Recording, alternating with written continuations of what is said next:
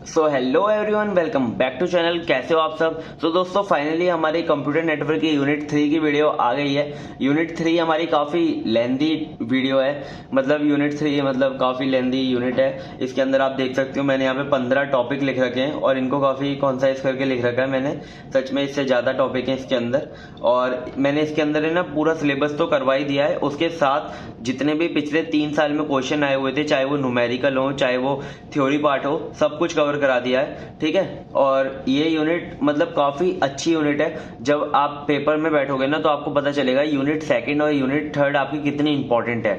इसी में से मैंने जो एनालाइज किया ना पेपर, इसमें से ही आता है आपका जो पेपर है। मतलब अगर आप पेपर देखोगे ना उसका वेटेज आपको 50 to 60% मतलब इसी से आता है, यूनिट 3 और सेकंड से। मतलब अगर आपने इन दोनों यूनिट को कर लिया तो आपका आराम से पेपर निकल जाएगा। ठीक है, सो जल्दी से वीडियो को स्टार्ट करते हैं। तो 1 shot video plus 3 year PYQ solution बहुत रेयरली आपको मिलेगा यूट्यूब पे।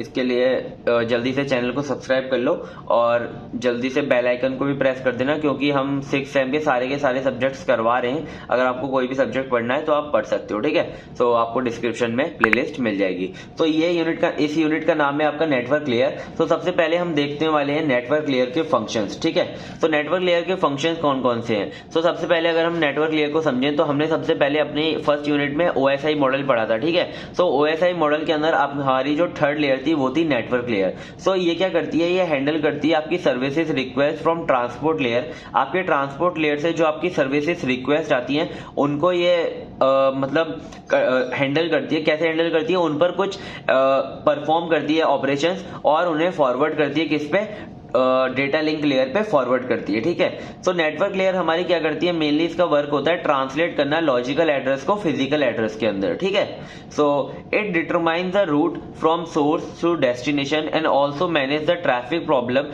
सच as switching, routing and control the congestion of data packet. So देखो ये ना क्या करती है, ये बेस्ट रूट आपका ढूंढती है। जब सोर्स से लेकर डेस्टिनेशन तक आपका जो बेस्ट रूट होता है, जो आपका शॉर्टेस्ट पाथ होता है, उसे ढूंढती है। और जो हमारी प्रॉब्लम्स आती है, ट्रैफिक प्रॉब्लम्स होती है, जैसे कि स्विचिंग करना, कहां पर आपको कौन सा राउटर चेंज करना है, ठीक है, कौन सी राउटिंग एल्गोरिथम लगानी है, ठीक है, कि सोर्स से डेस्टिनेशन पे आप पहुंच सकें। और आपका कंजेशन का मतलब आपका मैं बताऊं तो कंजेशन एक हमारा एक प्रॉब्लम है। मतलब नेटवर्क जब आप डेटा को शेयर करते हो, डेटा पैकेट्स को, तो मतलब इसके अंदर क्या होता है कंजेशन के अंदर, कि मतलब आपका जो नोड का जो कैपेसिटी है उससे ज्यादा जब उसके पास डेटा आ जाता है, ठीक है, तो उसे कैसे कंट्रोल करते हैं, वो हम करते हैं नेटवर्क लेयर के अंदर। देखो लास्ट में हम कंजेशन कंट्रोल पढ़ेंगे, इसके साथ उसके एल्गोरिथम्स भी पढ़ेंगे, तो ये काफी इंपॉर्टेंट टॉपिक है। ठीक है, तो ये सब हम देखने वाले हैं, मैंने आपको बता दिया। और ये सब हमारे कौन मैनेज करता है, नेटवर्क लेयर पे। ठीक है,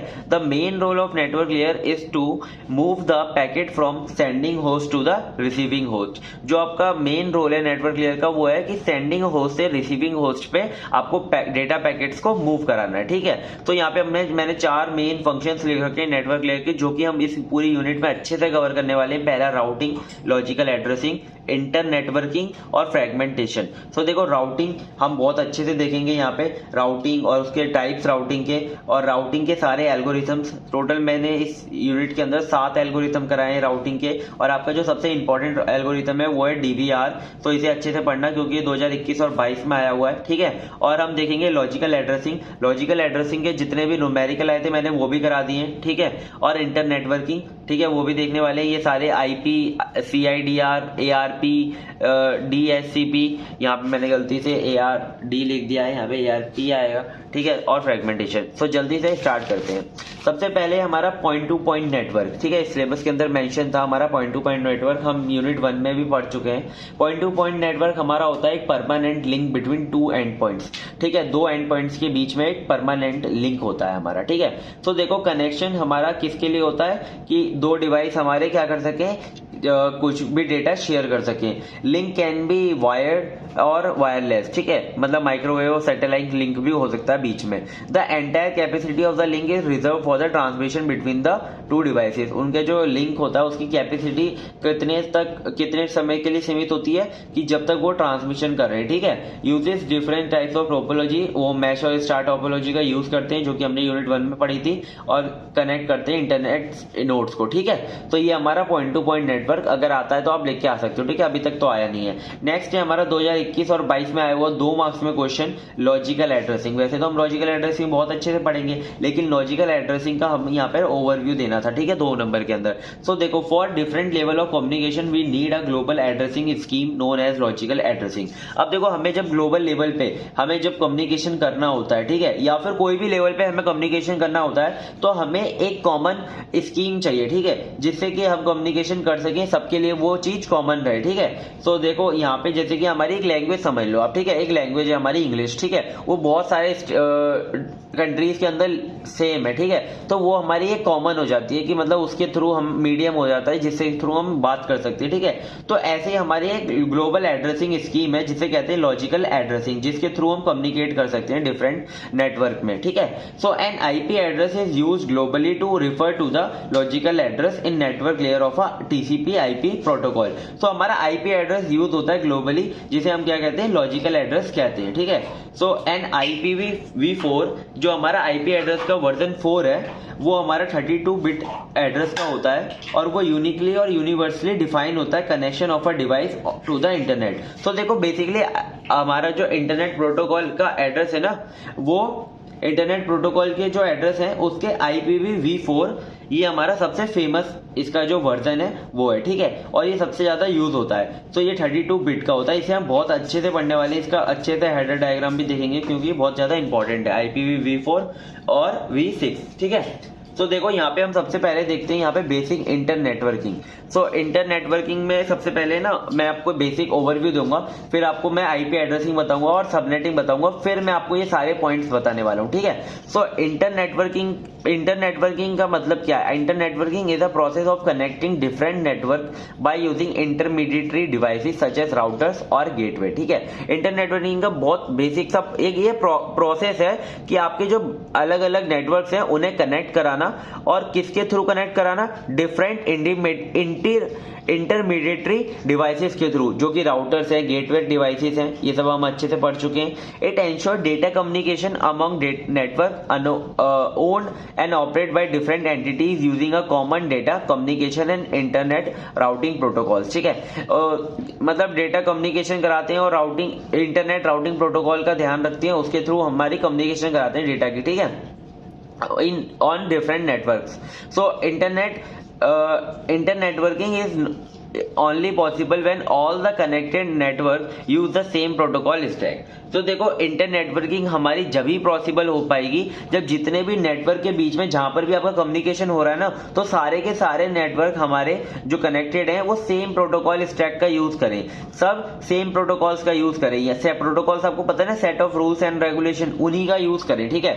अगर कोई नेटवर्क कोई गलत अलग प्रोटोकॉल का यूज कर रहा है, कोई नेटवर्क अलग प्रोटोकॉल का यूज कर रहा है, तो कम्युनिकेशन नहीं हो पाएगा, ठीक है। यहाँ पे हम आईपी एड्रेसिंग देख लेते हैं। आईपी एड्रेसिंग हमारा होता क्या है? It is a process of finding unique IP address. तो देखो, ये हमारा एक प्रोसेस है जिसके अंदर हम यूनिक आईपी एड्रेस को फाइंड करते हैं। A unique IP address is required for each host and network component. हर एक होस्ट के लिए और नेटवर्क कंपोनेंट के लिए मतलब रिक्वायर्ड होता है आईपी एड्रेस कम्युनिकेट करने के लिए यूजिंग टीसीपी आईपी, ठीक है। सो देखो, टीसीपी आईपी हमने पहले देखा था, ये जो हमारे मॉडल है, इसके थ्रू अगर आपको कम्युनिकेट करना है तो आपको आईपी एड्रेस का बहुत ज्यादा जरूरत है। बिना आईपी एड्रेस के आप कम्युनिकेट नहीं कर सकते, ठीक है। अब देखो, अगर आपको कुछ भी सामान मंगाना है, किसी भी मतलब ऑनलाइन से आपको कोई सामान मंगाना है, ठीक है, ऑनलाइन ई-कॉमर्स वेबसाइट से मंगाना है सामान, तो आपको वहां पे अपना एड्रेस देना जरूरी है। बिना एड्रेस दिए तो आपको सामान भेज नहीं सकते, बिना एड्रेस दिए तो आपसे कम्युनिकेट कर नहीं सकते, तो आपको एड्रेस देना जरूरी है। ऐसे ही मतलब आप बेसिक एनालॉजी से समझो कि आपको ये आईपी एड्रेसिंग इतना जरूरी है कम्युनिकेट के लिए। It is a network layer address and no dependence on the data link layer, ठीक है। तो आईपी एड्रेस हमारा क्या कहते हैं? उसे कहते हैं नेटवर्क लेयर एड्रेस। उसका कोई भी डिपेंडेंस नहीं होता किस पे? डेटा लिंक लेयर के अंदर। सो आईपी एड्रेस हमारा कुछ क्लासेस के अंदर डिवाइडेड है, ठीक है। क्लासेस समझने से पहले हम आईपी एड्रेस को एक बार देख लेते हैं दिखता कैसे है, ठीक है, उसके अंदर क्या क्या कंपोनेंट्स होते हैं। सो आईपी एड्रेस हमारा 32 बिट का होता है, ठीक है। Contains information about the host and network, ठीक है। आईपी एड्रेस हमारा दो चीजें कंटेन कर रहा होता है, एक तो होस्ट के बारे में इंफॉर्मेशन और एक नेटवर्क इंफॉर्मेशन, ठीक है। इसे हम होस्ट आईडी और नेटवर्क आईडी भी बोलते हैं, ठीक है।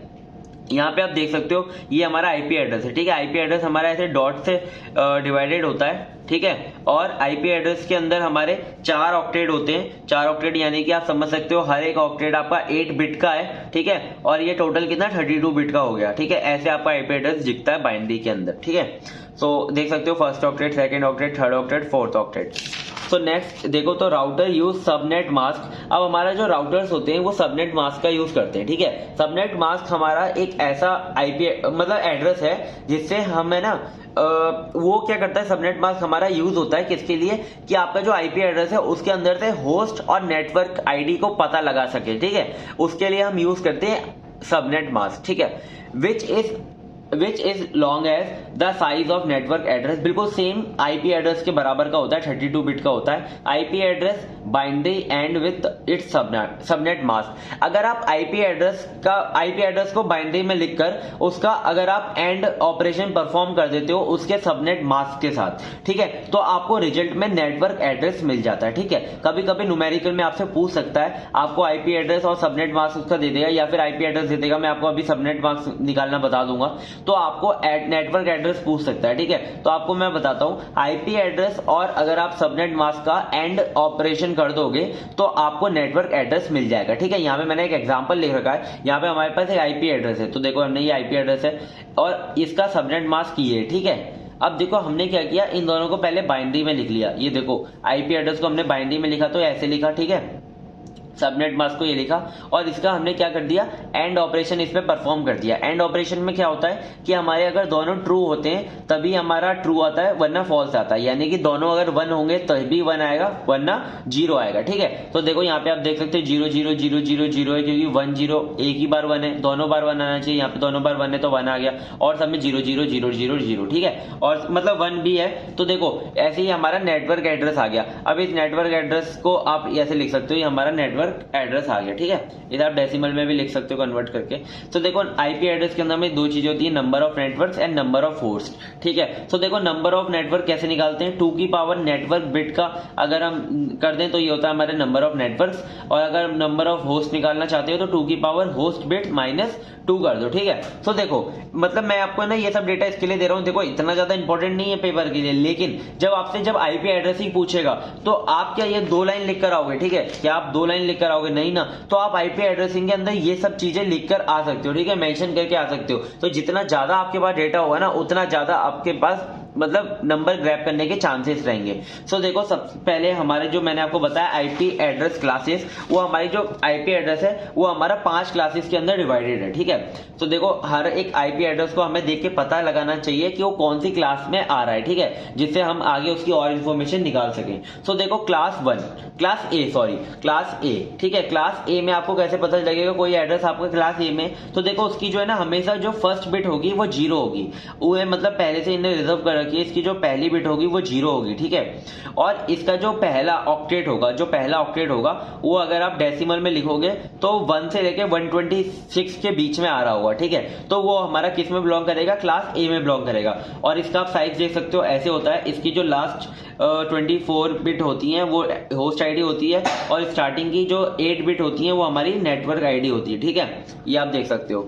सो देखो नेक्स्ट है हमारा क्लास बी में आपको कैसे पता चलेगा कोई आपका आईपी एड्रेस आपका क्लास बी में, ठीक है, वो कैसे पता चलेगा। तो देखो उसके लिए आपको सबसे पहले फर्स्ट ऑक्टेट देखना है जो कि आपका 128 से 191 के बीच में लाई कर रहा होगा, और उसकी जो स्टार्टिंग की 2 बिट है वो 0 1 ही रहेंगी, ठीक है, 0 1 उन्होंने रिजर्व कर रखा है, और लास्ट की जो 16 बिट है वो होस्ट आईडी रहेगी और स्टार्टिंग की 16 बिट आपकी रहेंगी नेटवर्क आईडी, ठीक है। तो देखो यहाँ पे जो क्लास सी है, क्लास सी के आपको अगर पता लगाना है तो वो 192 से 223 के बीच में फर्स्ट ऑक्टेट होगा और स्टार्टिंग की 110 रिजर्व बिट है, और आपका जो स्टार्टिंग की 24 बिट होंगी वो नेटवर्क आईडी होगी और लास्ट की जो 8 बिट होगी वो होस्ट आईडी होगी, ठीक है। क्लास डी के बारे में अगर हम देखें तो in class D an IP address is reserved for multicast IDs, ठीक है। तो हमारे जो क्लास डी के आईपी एड्रेस हैं वो किसके लिए रिजर्व है, मल्टीकास्ट एड्रेसेस के लिए रिजर्व है। It does not process subnetting, ठीक है, ये सबनेटिंग मतलब पजेस नहीं करता। सबनेटिंग अभी हम आगे देखेंगे। The higher order bit of first octet is always 1110, ठीक है। इसकी जो हायर 4 बिट है वो हमेशा 1110 रहेंगी, ठीक है। And the remaining bit determine the host ID in the network, और इसकी सारी जो 28 बिट बची हुई है मतलब ये पूरी की पूरी क्या है, ये होस्ट आईडी, ठीक है। तो ये और इसका फर्स्ट ऑक्टेट 224 से लेकर 239 पे लाई करेगा। और क्लास ई के बारे में देखें तो ये हमारे मतलब आगे के यूज के लिए, जब हमारे कोई भी मतलब आपका आईपी एड्रेस नहीं रह जाएगा, जब आपके डिवाइसेस इतने ज्यादा बढ़ जाएंगे कि आपके पास आईपी एड्रेस कोई भी नहीं रहेगा, तो आप क्लास ई में यूज करोगे, ठीक है। तो class E N IP address is use for future use for the research and development purposes, ठीक है। It does not possess any subnetting, ठीक है। तो इसमें स्टार्टिंग का आप देख सकते हो 111 रहेगा इसका रिजर्व, और होस्ट आईडी आगे की 28 बिट रहेंगी, ठीक है। तो देखो यहाँ पे ना मैं आपको यहाँ पे एक इमेज लगा के दिखा रहा हूँ, ठीक है। ये आपका क्लासफुल नेटवर्क आर्किटेक्चर है। आप इससे मतलब सारे क्लास की स्टार्टिंग के बिट्स और होस्ट आईडी, नेटवर्क आईडी, ये सब याद कर सकते हो, ठीक है। ये मैंने यहाँ पे आपको दिखा दी, आई होप आपको दिखी होगा, स्क्रीनशॉट ले लेना, ठीक है। ये देखो यहाँ पे डिफॉल्ट सबनेट मास्क है, जो मैंने आपको बताया ना सबनेट मास्क कैसे निकालते हैं। तो देखो आपको सबसे पहले देखना है आईपी एड्रेस को, आईपी एड्रेस कौन सी क्लास में लाई करना है, वो लाई कर रहा है वो मैंने आपको बता दिया। तो देखो आपको जब पता चल जाएगा वो कौन सी क्लास के अंदर लाई कर रहा है, तो आपको पता तो है ना, आप उसका सबनेट मास्क आराम से निकाल लोगे। तो देखो क्लास ए के लिए आपका सबनेट मास्क ये होता है 255.00 मतलब .0.0.0, ठीक है, ये होता है, ठीक है। ये उसके लिए होता है क्लास ए के लिए, क्लास बी के लिए ये होता है, और क्लास सी के लिए ये होता है, ठीक है, डिफॉल्ट सबनेट मास्क। और इसकी जो स्टार्टिंग की 8 बिट होती हैं वो नेटवर्क बिट होती हैं, और क्लास बी के लिए स्टार्टिंग की 16 बिट होती है हमारी नेटवर्क बिट। ये सब आप पढ़ लेना, मतलब यही मतलब बेसिक लिखा हुआ है। इसकी जो लास्ट बिट 24 होती है वो होस्ट बिट होती है। इसके जो टोटल होस्ट इतने होते हैं, इसके टोटल होस्ट इतने और इसके टोटल होस्ट इतने होते हैं, ठीक है। तो देखो आई होप आपको ये समझ में आ रहा होगा। अब देखते हैं हम सबनेटिंग। सबनेटिंग का मतलब क्या होता है? सबनेटिंग का मतलब होता है बेसिकली अगर आप किसी बड़े नेटवर्क को छोटे छोटे नेटवर्क के अंदर डिवाइड कर दोगे तो वो होता है हमारा सबनेटिंग, ठीक है। नेट यानी कि network, sub network. It is a technique in which a single physical network is logically partitioned into multiple smaller sub network or subnet, जैसा कि मैंने आपको बताया, ठीक है। तो देखो इसके एडवांटेजेस क्या है। इट इम्प्रूव द सिक्योरिटी, ये सिक्योरिटी को इम्प्रूव करता है। इसका मेंटेनेंस और administration of subnet is easy, ठीक है। छोटे छोटे पार्ट्स को मेंटेनेंस करना इजी होता है। और इजी डिसएडवांटेज क्या है इसका? Identification of station is difficult, क्योंकि बहुत सारे जब आपका बड़ा नेटवर्क बहुत छोटे छोटे नेटवर्क में डिवाइड होगा तो उसके स्टेशन को आइडेंटिफाई करना बहुत मुश्किल हो जाएगा।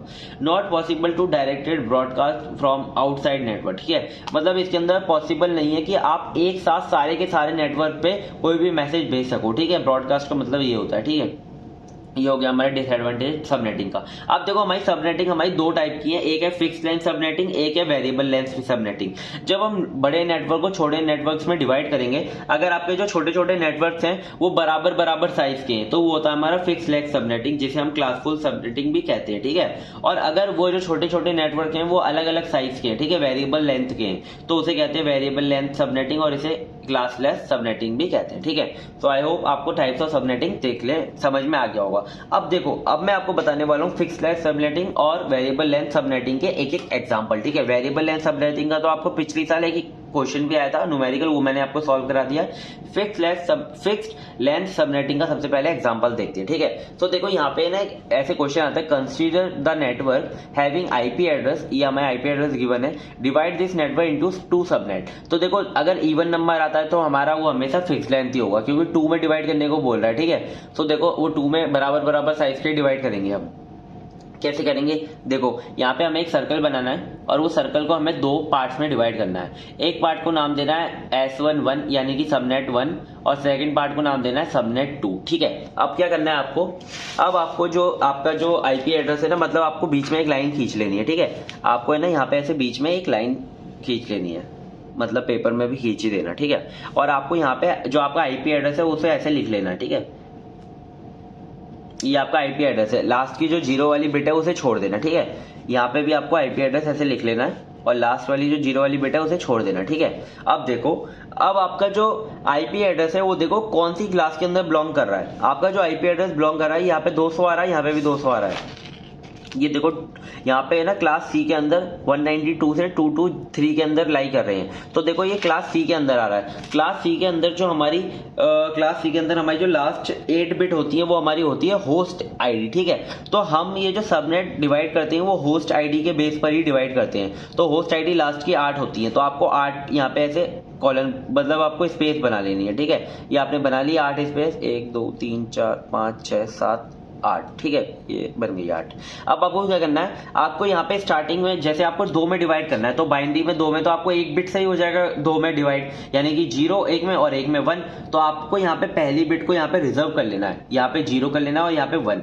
तो आपकी जो ये वाली बिट है ना ये आपकी रिजर्व हो गई, आप इसके अंदर कोई भी चेंज नहीं करोगे, ठीक है। आप पहली बिट के अंदर कोई भी चेंज नहीं करोगे और ये आपका सबनेट 1 हो जाएगा और ये आपका सबनेट 2 हो जाएगा, ठीक है। तो ये 2 में डिवाइड हो जाएंगे, ठीक है। अब आप 2 में डिवाइड कैसे करोगे, आपको सबसे पहले इसके अंदर मिनिमम कितना बना सकते हो, आप इसके अंदर मिनिमम बना सकते हो 0 0 0 0 0, ठीक है, ये आप मिनिमम बना सकते हो, ठीक है। और इसके अंदर मिनिमम भी 0 0 0 0 0 0 0, ठीक है। अब आपको क्या करना है, इसका मैक्सिमम लिखना है। आप इसका मैक्सिमम कितना बना सकते हो, पहली बिट तो आपकी रिजर्व है तो आपको ये तो 0 ही लिखनी है, तो आप इसका मिनिमम तो बना दिया आपने। अब आपको मैक्सिमम बनाने के लिए क्या लिख सकते हो, 1 1 1 1 1 1 1, ये आपका इसका मैक्सिमम बन गया, ठीक है। इसका मैक्सिमम क्या बना सकते हो, पहली बिट आपकी रिजर्व है वो 1 ही रहेगी, इसमें भी सब में अगर आप 1 कर दोगे तो वो क्या बन जाएगा, आपका मैक्सिमम इसका बन जाएगा, ठीक है, मैक्सिमम रेंज बन जाएगी, ठीक है। तो अब आपको क्या करना है, बस इसको आप डेसिमल में लिख लो, इस वाले को डेसिमल कितना आएगा 0, है ना। इस वाले का अगर आप डेसिमल करोगे तो आएगा 128, इस वाले का डेसिमल करोगे तो आएगा 127, इस वाले का डेसिमल करोगे तो आएगा आपका कितना 255, यार डेसिमल करना तो आता है ना, ठीक है। ये आप कर लेना, ठीक है। ये आपकी रेंज आ गई, ये आएगी 0 से 127, ये आ गई 128 से 255, ठीक है। अब देखो, अब आपको कुछ चीजें हैं जो आपको याद रखनी है, जो कि आपको यहाँ पे लिखनी है, ठीक है। आपको सबसे पहले लिखना है आईपी एड्रेस ऑफ सबनेट। तो हमारा जो आईपी एड्रेस ऑफ सबनेट होता है, हमारा होता है पहला वाला जो एड्रेस होता है, ठीक है। आईपी एड्रेस ऑफ सबनेट आपको पहला एड्रेस लिखना है 200, लास्ट में मतलब 0 आ रहा है तो आपका पहला एड्रेस हो गया। फिर आपको यहाँ पे डायरेक्ट ब्रॉडकास्ट एड्रेस लिखना है। ब्रॉडकास्ट एड्रेस होता है हमारा लास्ट वाला, जो इसकी जो लास्ट रेंज आ रही है वो, ठीक है, 127, ये हमने लिख दी, ठीक है। Total number of IP addresses ये हमारे हैं 128, क्योंकि 127 प्लस 0 यानी कि इसे और इसे ऐड कर लोगे तो ये हो जाएगा 128। तो 128 को हम 2 की पावर 7 लिख दिया, ठीक है। और इसके रेंज क्या है, 0 से लेके 127, ठीक है। ये आपको पूरा आईपी एड्रेस लिखना है, 0 से 127 इसकी रेंज है, ठीक है। तो देखो, ये आपका जो पहला होता है और आपका जो ब्रॉडकास्ट एड्रेस होता है, इन दोनों को आप रिजर्व रखते हैं, रिजर्व, ठीक है। तो हमारा जो टोटल नंबर ऑफ होस्ट आते हैं वो आते हैं 128। तो हमारे टोटल ये आ रहे थे total number of IP addresses, तो इसके अंदर से हमने 2 को रिजर्व कर दिया, तो हमारे टोटल नंबर ऑफ होस्ट आएंगे 126, ठीक है।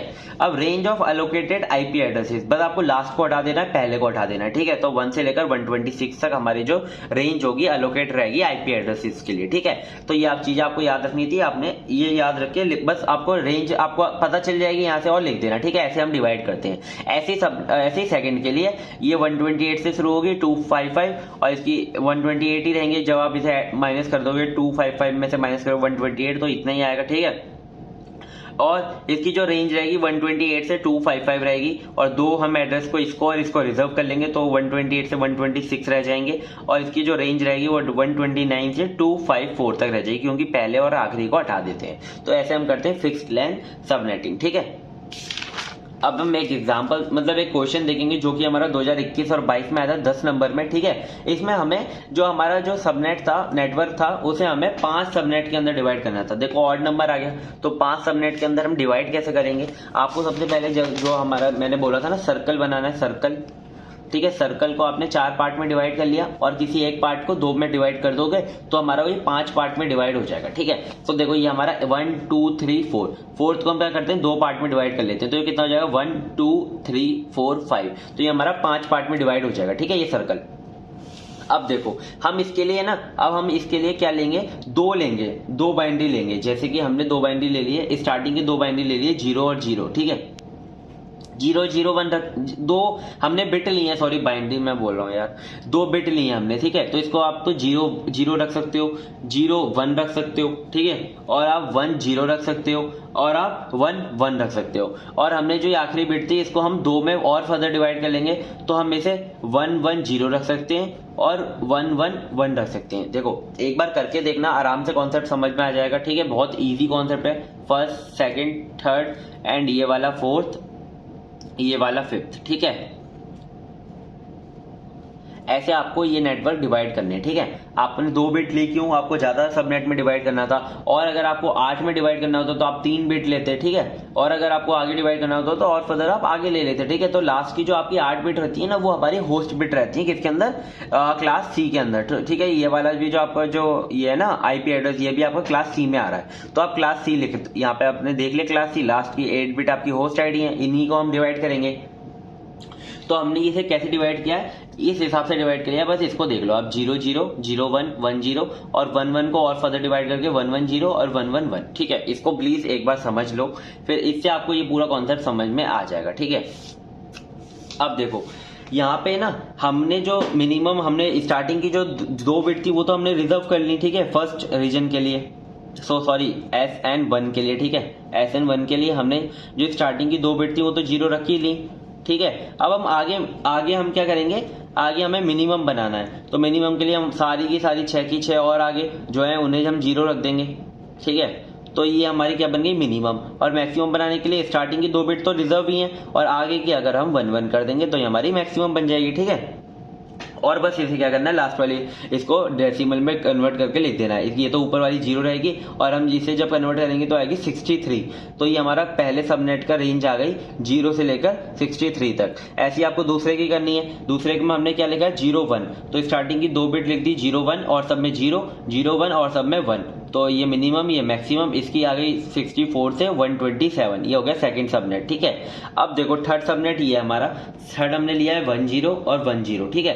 तो 10 लिखना है और आगे की 0 कर दो और आगे की 1 कर दो, ठीक है। इसको हम कन्वर्ट कर देंगे डेसिमल में तो 128 आएगा, इसे हम कन्वर्ट करेंगे तो आएगा 191, ठीक है।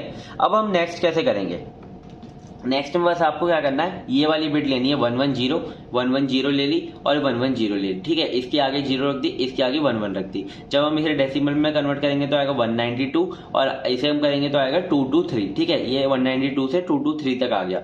अब इस वाले को करेंगे 111 1111, ठीक है। तो ये आएगा हमारा, ऊपर वाला आएगा 224 और ये नीचे वाला आएगा 255। ऐसे हम करते हैं वेरिएबल सबनेटिंग, ठीक है। तो आई होप आपको समझ में आ गया होगा। 5 वाले को ये 10 नंबर में आया था, बस इतना करना था और 10 नंबर आपको मिल जाने थे, ठीक है। तो देखो ये वाला क्वेश्चन आपका सॉल्व करा दिया है। अब देखो एक हमारा क्वेश्चन है ना, बहुत रिपीट हुआ है, मतलब कि 2022-23 में आया था और 2018-19 में आया था, बिल्कुल सेम क्वेश्चन, कोई भी डिजिट आपकी चेंज नहीं हुई थी, ठीक है। तो इसके अंदर है ना, आपको क्या था, इसके अंदर आपको एक आईपी नेटवर्क गिवन था और आपको सबनेट मास्क गिवन था, ठीक है। यहाँ पे आपको आईपी एड्रेस गिवन था और क्या गिवन था, आपको एक सबनेट मास्क गिवन था। आपको इसका यूज करके आपको सबनेट ड्रॉ करने थे, ठीक है, यानी कि आपको सबनेट के अंदर इसे डिवाइड करना था, ठीक है। वो कैसे करते हैं, अगर ऐसा क्वेश्चन आ जाता है तो कैसे करते हैं, तो आपको सबसे पहले क्या करना है, बेसिकली पहले मैं यहाँ पे लिख लेता हूं आपका जो सबनेट मास्क है, ओ सॉरी दोनों है, बहुत इजीली बताऊंगा, आपको आराम से समझ में आ जाएगा, ठीक है। और अगर आपको एक्सप्लेनेशन समझ में आ रहा हो ना, प्लीज कमेंट कर देना आपको एक्सप्लेनेशन कैसा लग रहा है, ठीक है। तो देखो आपको सबसे पहले फर्स्ट स्टेप के अंदर क्या करना है, आपको आईपी एड्रेस को बाइनरी पे लिख लेना है, ठीक है। आपको सबसे पहले आईपी एड्रेस को बाइनरी में लिख लेना है। तो ये जो हमारा आईपी एड्रेस था, ये मैंने कन्वर्ट करके यहाँ पे बाइनरी में लिखा हुआ है ऑलरेडी, ठीक है।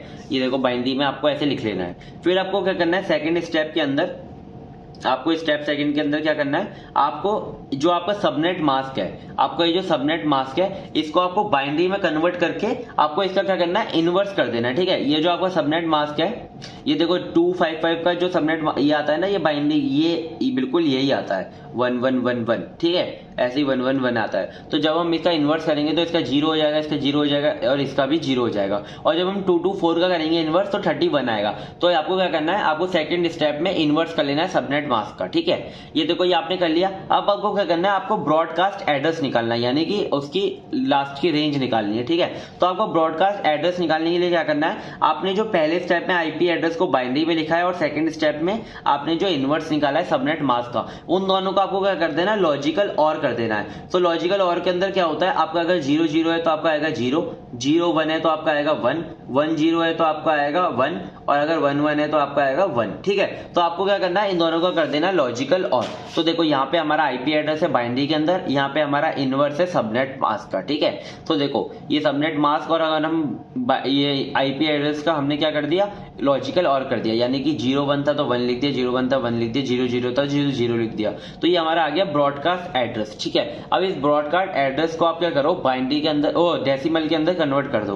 तो देखो ब्रॉडकास्ट एड्रेस को हमने डेसिमल के अंदर कन्वर्ट करके ये लिख दिया, ठीक है। अब क्या करो, इसको डेसिमल के अंदर तो कन्वर्ट कर दिया, तो ये मिल गया आपका ब्रॉडकास्ट एड्रेस, यानी कि रेंज मिल गई आपको। स्टार्टिंग कितना था 0 आईपी एड्रेस का, और ब्रॉडकास्ट एड्रेस आया आपको 31। तो देखो 0 से 31, अब बस आपको क्या करना है, अब आपको 255 तक जाना है, 31 बस आपको ऐड करते जाना है। तो आपको सबसे पहले ये ड्रॉ सबनेट करने कैसे करने, आपको फर्स्ट सबनेट लिखना है और आपको 0 से लेकर 31 लिख देना है, ठीक है। सेकंड सबनेट लिखना है, आपको 32 से लेकर 31 इसके अंदर ऐड करना है, 63 तक लिख देना है, ठीक है। 32 प्लस 31 करोगे तो 63 आएगा, ठीक है।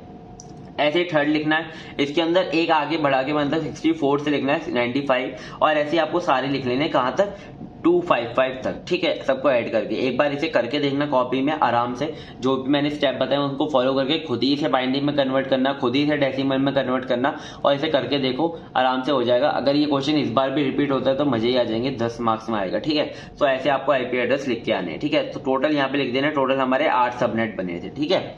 सो आई होप आपको ये क्वेश्चन समझ में आ गया होगा, ठीक है।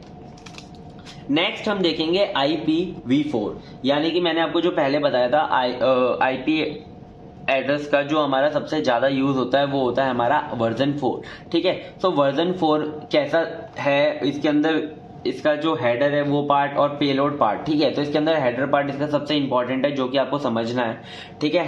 हेडर पार्ट हमारा 20 बाइट से लेकर 60 बाइट तक वेरी करता है, ठीक है। तो हेडर पार्ट अगर हम समझें तो देखो यहाँ पे पहले हम यहाँ पे मैं आपको कॉन्सेप्ट समझाना चाहता हूँ। यहाँ पे जो हमारा इंटरनेट एड्रेस होता है, यानी कि जो आपका आईपी एड्रेस होता है उसे हम कहते हैं, इंटरनेट का जो एड्रेस होता है उसे हम कहते हैं लॉजिकल एड्रेस, और लॉजिकल एड्रेस ही होता है हमारा आईपी एड्रेस, ठीक है। तो देखो हमारा जो नेटवर्क लेयर है उसमें हम डेटा पैकेट्स को कहते हैं डेटाग्राम, ठीक है। यहाँ पे हमारा एक डेटाग्राम दूसरे मतलब सेंडर डेटाग्राम को भेज रहा है कहाँ पे, रिसीवर के पास, ठीक है। किसके थ्रू, नेटवर्क एड्रेस के थ्रू। तो उनका जो मतलब नेटवर्क के थ्रू भेज रहा है तो उनका एक नेटवर्क एड्रेस होता है, ठीक है, आपस में। तो देखो IPv4 के जो टोटल एड्रेसेस हैं हमारे वो 2^32 एड्रेसेस हैं, ठीक है। मतलब 32 बिट के होते हैं IPv4 के जो एड्रेस होते हैं, ठीक है। अब जो हमारे जो 2^32 एड्रेसेस थे, कुछ मिलियन से 4 मिलियन, कुछ मिलियन से, ठीक है। तो देखो जब हमारे IoT डिवाइसेस आए, ठीक है, यानी कि जो हमारे इंटरनेट ऑफ थिंग्स आई, जिसके अंदर हमने बहुत ज्यादा इंटरनेट का यूज किया, जिसके अंदर हमारे अब जो है डिवाइसेस बहुत ज्यादा बढ़ते जा रहे हैं। तो देखो हमारे बहुत ज्यादा डिवाइसेस बढ़ने के कारण हमारे जो एड्रेस हैं, इंटरनेट एड्रेसेस हैं, वो हमारे कम हो गए हैं, ठीक है। तो कम हो गए डिवाइसेस से एड्रेसेस अगर आपके कम हो गए तो दिक्कत हो जाएगी। तो इसके लिए हमारा लॉन्च हुआ वर्जन 6, ठीक है। मतलब वर्जन 5 भी लॉन्च हुआ था, फिर वर्जन 6 जो लॉन्च हुआ वो सबसे ज्यादा यूज होता है। टोटल हमारे आईपी के मतलब 15 वर्जन है, उसमें से जो हमारे मेनली 2 वर्जन है सबसे ज्यादा यूज होते हैं, IPv4 और IPv6, ठीक है। IPv6 में हमारे 128 बिट का होता है एड्रेस, और ये 2^128 एड्रेसेस हैं, ठीक है। मतलब बहुत ज्यादा है, ट्रिलियंस में, ठीक है। तो देखो इससे ज्यादा अगर डिवाइसेस होंगे तो देखा जाएगा, जब तक मतलब बहुत मुश्किल ही होंगे, ठीक है। अब हम देखते हैं IPv4, ये आपको कॉन्सेप्ट समझाना था, ठीक है। ये IPv4 का पार्ट नहीं है, मतलब एक आपको कॉन्सेप्ट समझाना था, इसके लिए मैंने आपको यहाँ पे बना के दिखाया था, ठीक है। तो IPv4 के अंदर हमारा जो है and IPv4 datagram consist of header section and data section, ठीक है। IPv4 के अंदर हमारे 2 पार्ट होते हैं, एक होता है हेडर सेक्शन और एक होता है हमारा data section. IPv4 header contains 13 field of 12 always requested but 13th is option. ये जो 13th वाली होती है ये हमारी ऑप्शनल होती है। इसके अंदर टोटल 13 फील्ड होती हैं जिसके अंदर 12 तो हमारी ऑलवेज मतलब जरूरी है और जो 13th है वो हमारी ऑप्शनल रहती है, ठीक है। Field in the header are packed in left to right and top to down fashion, ठीक है। यानी कि लेफ्ट टू राइट ये जो हमारी फील्ड है वो हमारी लेफ्ट टू राइट जाएंगी। पहले हमारा वेरिएबल आएगा, फिर हमारा ये एच की लेंथ आएगी, फिर हमारी सर्विस टाइप आएगी, टोटल लेंथ आएगी, फिर हमारा आइडेंटिफिकेशन आएगा यानी कि टॉप टू डाउन और लेफ्ट टू राइट और टॉप टू डाउन, ठीक है। ऐसे मतलब इस फैशन के अंदर ये है अरेंज है, ठीक है। और देखो यहाँ पे सबसे पहले हमारा जो वर्जन, यहाँ पे जो हमारा सबसे पहला जो आपका ये फील्ड आ रही है वो आ रही है वर्जन, ठीक है। अब देखो वर्जन जो है हमारा वो है बताता है कि हमारा कौन से वर्जन का है आईपी, ठीक है। तो यहाँ पे या तो 4 का होगा या 6 का होगा, तो यहाँ पे ये बता देता है 4 बिट के अंदर, ठीक है। नेक्स्ट है हमारा हेडर क्या बताता है, because header length is variable, ये बताता है आपकी हेडर की लेंथ कितनी है, ठीक है। दूसरा फिर आता है हमारा सर्विसेज क्या बताता है, use to define priority and special demand like delay, throughput and reliability, cost etcetera. तो इसके अंदर जो भी हमारी स्पेशल डिमांड या फिर जो प्रायोरिटी चीजें होती हैं वो इसके अंदर डिफाइन होती हैं, ठीक है। फिर आता है हमारा टोटल लेंथ, तो हमारा टोटल लेंथ बताता है आपके हेडर और प्लस डेटा की लेंथ कितनी है, ठीक है। फिर है हमारा आइडेंटिफिकेशन से हम आइडेंटिफाई कर पाते हैं यूनिकली डेटाग्राम को। जो भी आपका डेटाग्राम है उसके पास एक यूनिक नंबर होता है जिससे हम आइडेंटिफाई, या फिर यूनिक आईडी होती है जिससे हम आइडेंटिफाई कर सकते हैं उस डेटाग्राम को, ठीक है। क्योंकि जो हमारे जो नेटवर्क के अंदर जो डेटाग्राम है जरूरी नहीं है सीक्वेंस वे में ही फ्लो हो रहे हो, वो आगे पीछे भी फ्लो हो सकते हैं, तो यूनिक हमारे पास एक एड्रेस होना जरूरी है। फिर आता है हमारा फ्लैग हमारा बताता है do not fragment more fragment, ठीक है। या तो वो डू नॉट फ्रेगमेंट बताएगा या वो फ्रैगमेंट, ठीक है, फ्रैगमेंट बताएगा या वो मोर फ्रैगमेंट बताएगा। डू नॉट फ्रैगमेंट का मतलब होता है कि उसे और डिवाइड नहीं कर सकते, ठीक है। डू नॉट फ्रैगमेंट मतलब कि आपका जो डेटाग्राम है आप उसे और फर्दर डिवाइड नहीं कर सकते, ठीक है। और फ्रैगमेंट का मतलब है कि आप उसे डिवाइड कर सकते हो, ठीक है। ये दो कोई भी सिग्नल होंगे, इन दोनों में से कोई भी एक होगा सिग्नल, ठीक है। ये 3 बिट का होता है बेसिकली, ठीक है। फ्रेगमेंटेशन ऑफसेट, ये फ्रेगमेंटेशन ऑफसेट क्या होता है, use in case of fragmentation how many bits before current packet, जो भी आपका करंट पैकेट है उसके पहले कितनी बिट है, ठीक है। मतलब आपके डेटा के अंदर उससे पहले कितनी बिट है, जो मतलब इसके अंदर बस ये रहता है, ठीक है। मतलब उससे पहले जो आपका डेटा है ना ये वाला, उससे पहले आपकी पहले से उसके अंदर डेटा के अंदर रिक्वायर्ड बिट कितनी है, ठीक है। फिर है हमारा टाइम टू लिव हमारा यूज होता है कि जैसे मैं बताता हूं आपको टाइम टू लिव, जैसे कि हमारा एक ये राउटर है, एक ये राउटर है, एक ये राउटर है, ठीक है।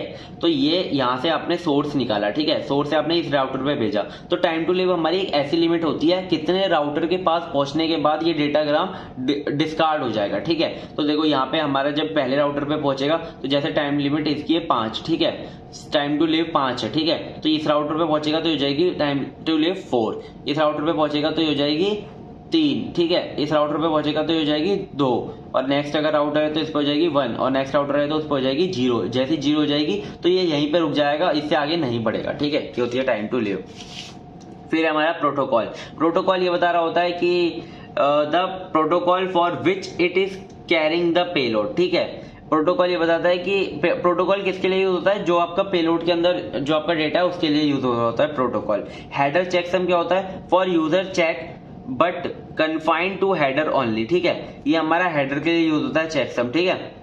सोर्स एड्रेस, ये आपको छोटे छोटे पॉइंट्स हैं, ज्यादा आपको समझने की इसके अंदर जरूरत नहीं है। देखो इसके अंदर मैं आपको सच बताऊं, इसके अंदर एक एक अगर मैं समझाऊं आपको तो बहुत ज्यादा डीपली हो जाएगा और समझ में फिर आपको भी नहीं आएगा, ठीक है। तो इसके लिए आपको बस क्या करना है, आपको इसका जो ये वाला हेडर का डायग्राम है वो याद कर लेना और इसकी एक एक लाइन जो मैं बता रहा हूँ उसे लिखाना, ठीक है। फिर है हमारा सोर्स एड्रेस के अंदर हमारी जो आईपी एड्रेस है सोर्स का वो डिफाइन होता है, और डेस्टिनेशन के अंदर हमारा जो रिसीवर का जो पैकेट होता है ना, रिसीवर जहां पे पहुंचने वाला है ये पैकेट, उसका एड्रेस डिफाइन होता है, ठीक है। ये होता है हमारा IPv4, इसे अच्छे से एक बार कर लेना।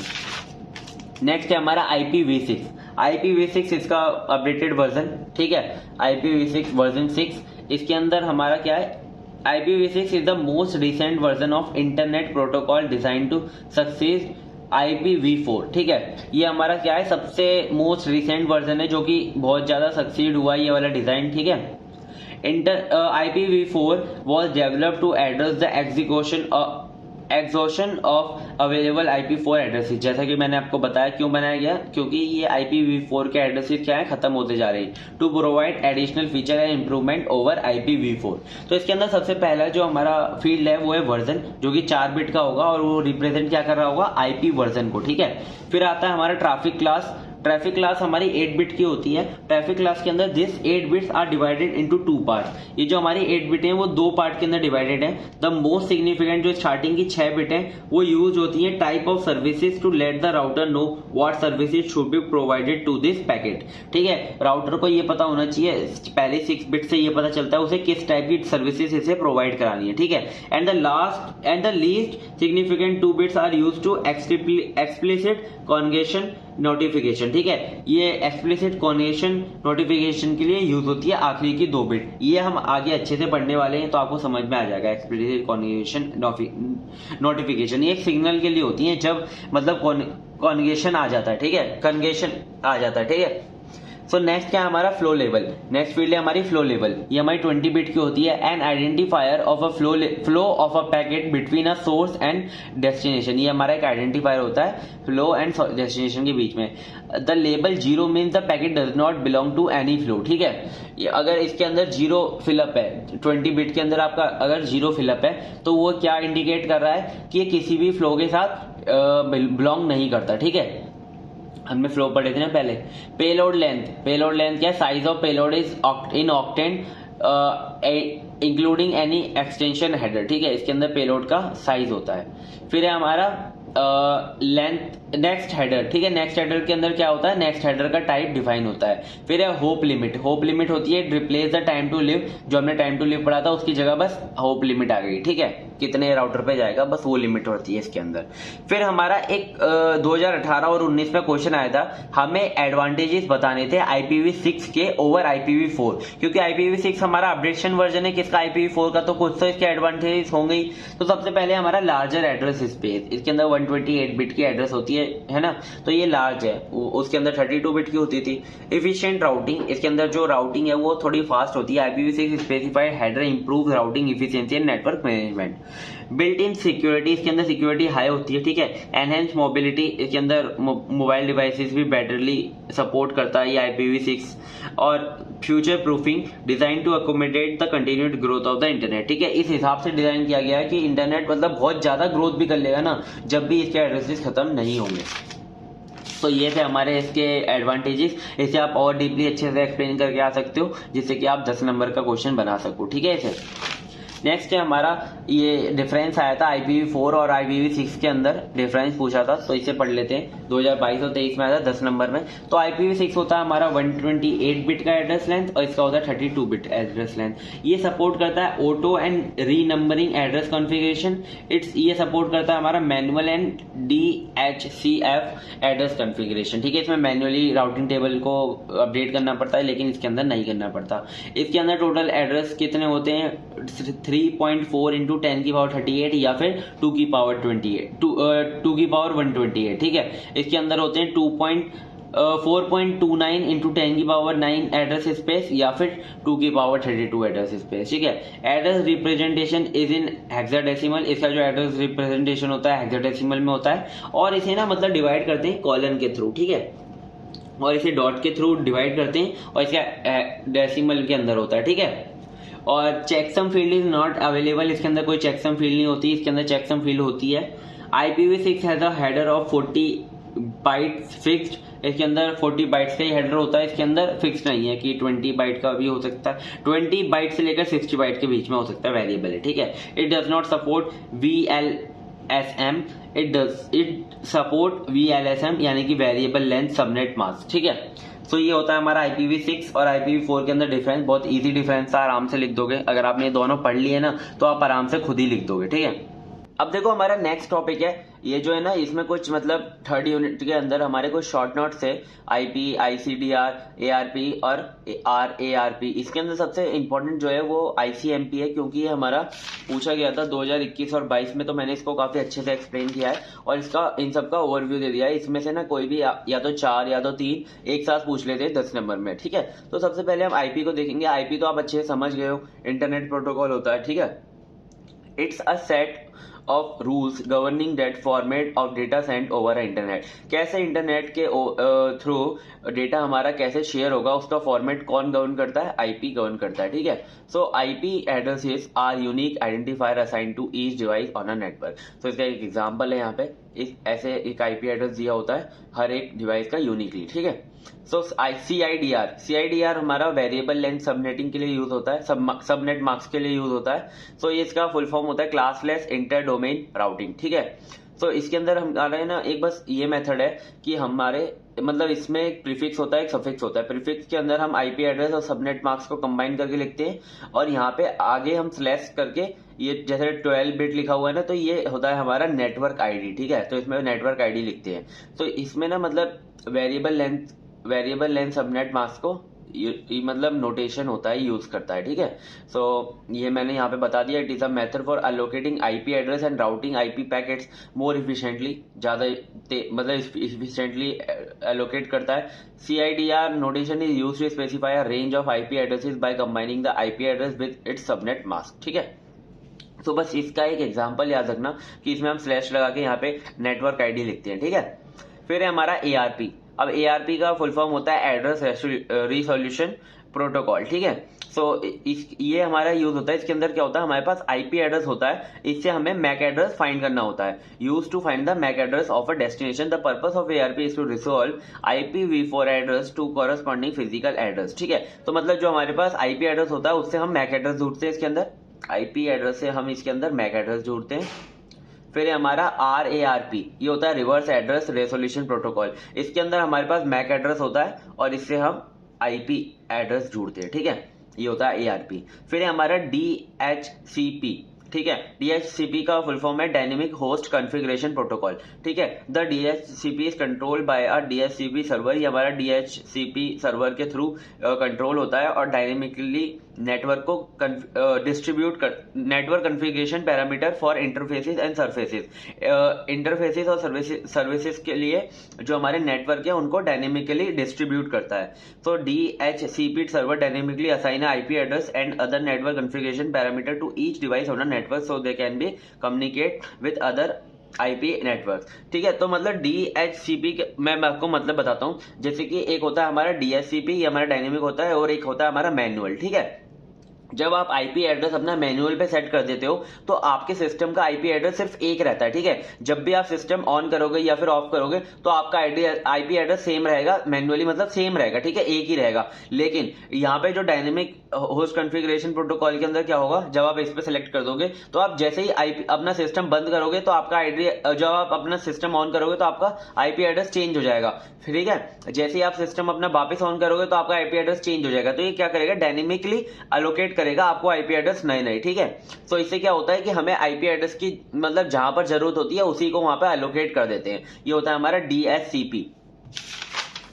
फिर नेक्स्ट है हमारा ICMP हमारा 2021 और 22 में 10 मार्क्स में पूछा गया था, ठीक है। तो इसे अच्छे से समझ लेते हैं। इसका फुल फॉर्म होता है हमारा इंटरनेट कंट्रोल मैसेज प्रोटोकॉल, ठीक है। इंटरनेट कंट्रोल मैसेज प्रोटोकॉल, कैसे मैसेज सेंड किए जाएंगे उसके प्रोटोकॉल्स हैं। IP is an unreliable service, ये हमारी मतलब एक अनरिलायबल सर्विस है, सॉरी अनरिलायबल बोल दिया था, अनरिलायबल सर्विस है। Here we don't forward an acknowledgement for confirming of frame reception, ठीक है। मतलब जब हमारा इसके अंदर क्या होता है, जब मैसेज हमारा रिसीवर के पास पहुंच जाता है तो कोई भी सेंडर को एक्नॉलेजमेंट नहीं भेजता कंफर्म करने के लिए कि मैसेज पहुंच गया है, ठीक है।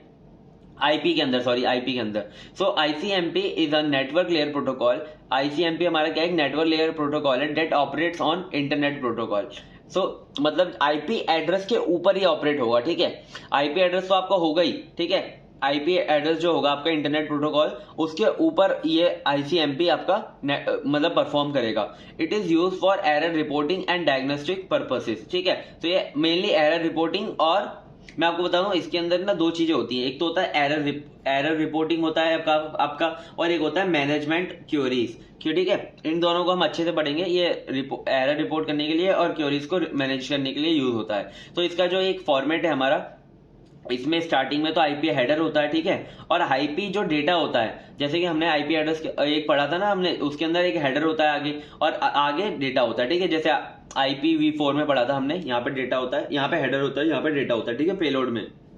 तो ICMP हमारा कहां पर होता है? ICMP हमारा डेटा पैकेट के अंदर होता है, ठीक है। ICMP पैकेट हमारा डेटा के अंदर होता है आईपी के। ICMP is not a mandatory protocol in a computer network, मतलब जरूरी नहीं है आप ICMP को यूज ही करना है, ठीक है, ये मैंडेटरी नहीं है। लेकिन अगर आपको मतलब एक्नॉलेजमेंट भेजना है या फिर मतलब अच्छे से अपने इफिशिएंटली मैसेज को पास करना है तो आप ICMP का यूज करते हो, ठीक है। तो इसके अंदर हमारे दो फंक्शन है, एरर रिपोर्टिंग और मैनेजमेंट क्वेरीज, इन दोनों को अच्छे से पढ़ते हैं। सबसे पहले हमारा एरर रिपोर्टिंग, ठीक है। एरर रिपोर्टिंग में सबसे पहले आता है source quench message. Source quench message क्या करता है? When a sender resend the packet at a higher rate and the router is not able to handle, ठीक है। जब क्या होता है कि हमारा जो सेंडर है वो रिसीवर को बहुत मतलब स्पीडली मैसेज भेज रहा होता है, ठीक है, और उस स्पीड को राउटर जो है हमारा हैंडल नहीं कर पाता, ठीक है। जब ये हमारा सोर्स क्वेंच मैसेज सेंड होता है, then router send a source quench message to sender to send the packet at a lower rate. तो ये हमारा क्या है, जैसे कि मैं आपको बताता हूं, ये हमारा एक सेंडर है और ये हमारा क्या है, ये रिसीवर है, ठीक है, और यहाँ पे बीच में एक राउटर कोई भी लगा हुआ है, ठीक है। ये सेंडर मैसेज भेज रहा है बहुत तेजी से, भाई साहब बहुत तेजी से भेज रहा है, ठीक है, और इसके पास इतनी कैपेसिटी नहीं है कि इतनी तेजी से हमारा जो मैसेज है उसे रिसीव कर पाए, ठीक है। तो क्या करेगा राउटर हमारा ये हमारा एक सोर्स क्वेंच मैसेज भेज देगा कि भाई सेंडर थोड़ा मैसेज को धीरे भेजो, ठीक है, ये होता है ये। फिर हमारा time exit message. Time exit message क्या होता है? When a time to live value is 0 then router discard a datagram and send a time exit message to original source. अब देखो मैंने आपको टाइम टू लीव बताया था कि जितने राउटर पे पहुंचेगा उतना वो डिक्रीमेंट होता रहेगा, जैसे 0 होगा उससे आगे वो सेंड नहीं होगा। तो इसके अंदर क्या होगा, राउटर पे अगर आकर आपकी जो डेटाग्राम है उसकी टाइम टू लीव वैल्यू हो जाती है 0, ठीक है। तो ये क्या करेगा, इसको एक तो डिस्कार्ड कर देगा मैसेज को और एक मैसेज सिग्नल भेज देगा, ये भेज देगा TEM यानी कि टाइम एग्जिट मैसेज भेज देगा सेंडर। नेक्स्ट है हमारा parameter problem. In case of mismatch of calculated header checksum packet will drop by the router and inform to the source by sending PPM यानी कि पैरामीटर प्रॉब्लम मैसेज भेज देगा। जब भी आपका जो चेकसम मैसेज होता है ना, उसके अंदर आपका जो हेडर होता है उसके अंदर एक चेकसम मैसेज होता है, अगर वो आपका राउटर के साथ मैच नहीं कर पाएगा, ठीक है, जो सेंडर के थ्रू भेजा गया है और जो उसे रिसीव करना था वो मैच नहीं करेगा, तो वो मतलब वो हो जाएगा, पैरामीटर प्रॉब्लम हो जाएगी। उसके अंदर पैरामीटर में मतलब चेंजेस हैं, तो वो क्या करेगा, उसे डिस्कार्ड कर देगा और एक पैरामीटर प्रॉब्लम मैसेज सोर्स को भेज देगा। फिर आता है destination unreachable. DU is generated by a host to inform the client that destination is unreachable for some reason. अब जैसे कि हमारे एक राउटर ये और एक हमारा रिसीवर है और एक यहाँ पे सेंडर है, ठीक है। अब सेंडर ने कोई मैसेज भेजा और यहाँ पे जो है हमारा पाथ टूटा हुआ है, ठीक है, पाथ कोई भी एक रीजन है, पाथ टूटा हुआ है, ठीक है, और यहाँ पे सीख, ठीक है। तो यहाँ पे जो राउटर होगा उसे पता है कि हमारा जो मैसेज है आगे सेंड नहीं होगा, तो ये क्या है, अनरीचेबल मैसेज हो जाएगा। तो ये क्या करेगा, एक इसे सिग्नल भेज देगा कि मतलब एक तो पहले तो उसे ड्रॉप कर ही देगा, ठीक है, और यहाँ पे भेज देगा destination is unreachable for some reason, ठीक है, क्लाइंट को इन्फॉर्म कर देगा। फिर हमारा रीडायरेक्शन मैसेज। अब रीडायरेक्शन मैसेज क्या होता है? Redirect request data packet are send on a alternate route the message inform to host to update it routing information. अब जब अगर आपको राउटिंग का अगर पाथ चेंज करना है तो आप रीडायरेक्शन मैसेज का यूज करते हो। जैसे कि हमारे पास एक ये सिस्टम है और एक ये सिस्टम है, ठीक है, और एक यहाँ पे एक सिस्टम है, ठीक है, यहाँ पे A हो गया, ये B हो गया, ये C हो गया, ये D हो गया, ठीक है, ये U हो गया। अब A को हमें मैसेज सेंड करना है किसे, C को, ठीक है। अब A को मैसेज किसे सेंड करना है, C को। तो A ने क्या किया, मैसेज भेज दिया और यहाँ से ये ना यहाँ पे चले गया B के पास, ठीक है, B के पास चले गया। तो B के पास भेजने का कोई मतलब ही नहीं है जब इसे C को भेजना है। तो B क्या करेगा, इसे एक मैसेज सेंड करेगा, कौन सा, रीडायरेक्शन मैसेज, ठीक है, रीडायरेक्शन मैसेज सेंड करेगा कि आप मेरे पास मत भेजो, मतलब C के पास भेजो, क्योंकि आपका जो मैसेज है वो C के पास जाना चाहिए। तो ये होता है हमारा रीडायरेक्शन मैसेज। आई होप आपको ये सारे के सारे समझ में आ गए होंगे, ठीक है, इंपॉर्टेंट है क्योंकि 10 नंबर में आया हुआ है, तो ये सब याद रखना जरूरी है। फिर आता है क्वेरी मैनेजमेंट। क्वेरी मैनेजमेंट के अंदर हमारे दो हैं, इको रिक्वेस्ट रिप्लाई और time stamp request and reply. Echo request reply क्या होता है, it is used for diagnostic purpose whether two host can communicate with each other. मतलब इसके अंदर क्या होगा कि आपके जो होस्ट होंगे आपके जो जैसे होस्ट होंगे ना वो कम्युनिकेट कर पाएंगे आपस में, ठीक है। इसमें मतलब कि कोई भी अगर उन्होंने मैसेज भेजा है तो अगर उसे पहुंच गया तो वो एक एक्नॉलेजमेंट भेज देगा या फिर कोई मैसेज भेज देगा, तो वो आपस में बातचीत कर पाएंगे, ठीक है। तो अगर कोई भी क्वेरी आती है, कोई भी अगर चेंजेस करने हैं तो टाइम स्टैम्प रिक्वेस्ट रिप्लाई क्या होता है, we use to calculate round trip time, ठीक है।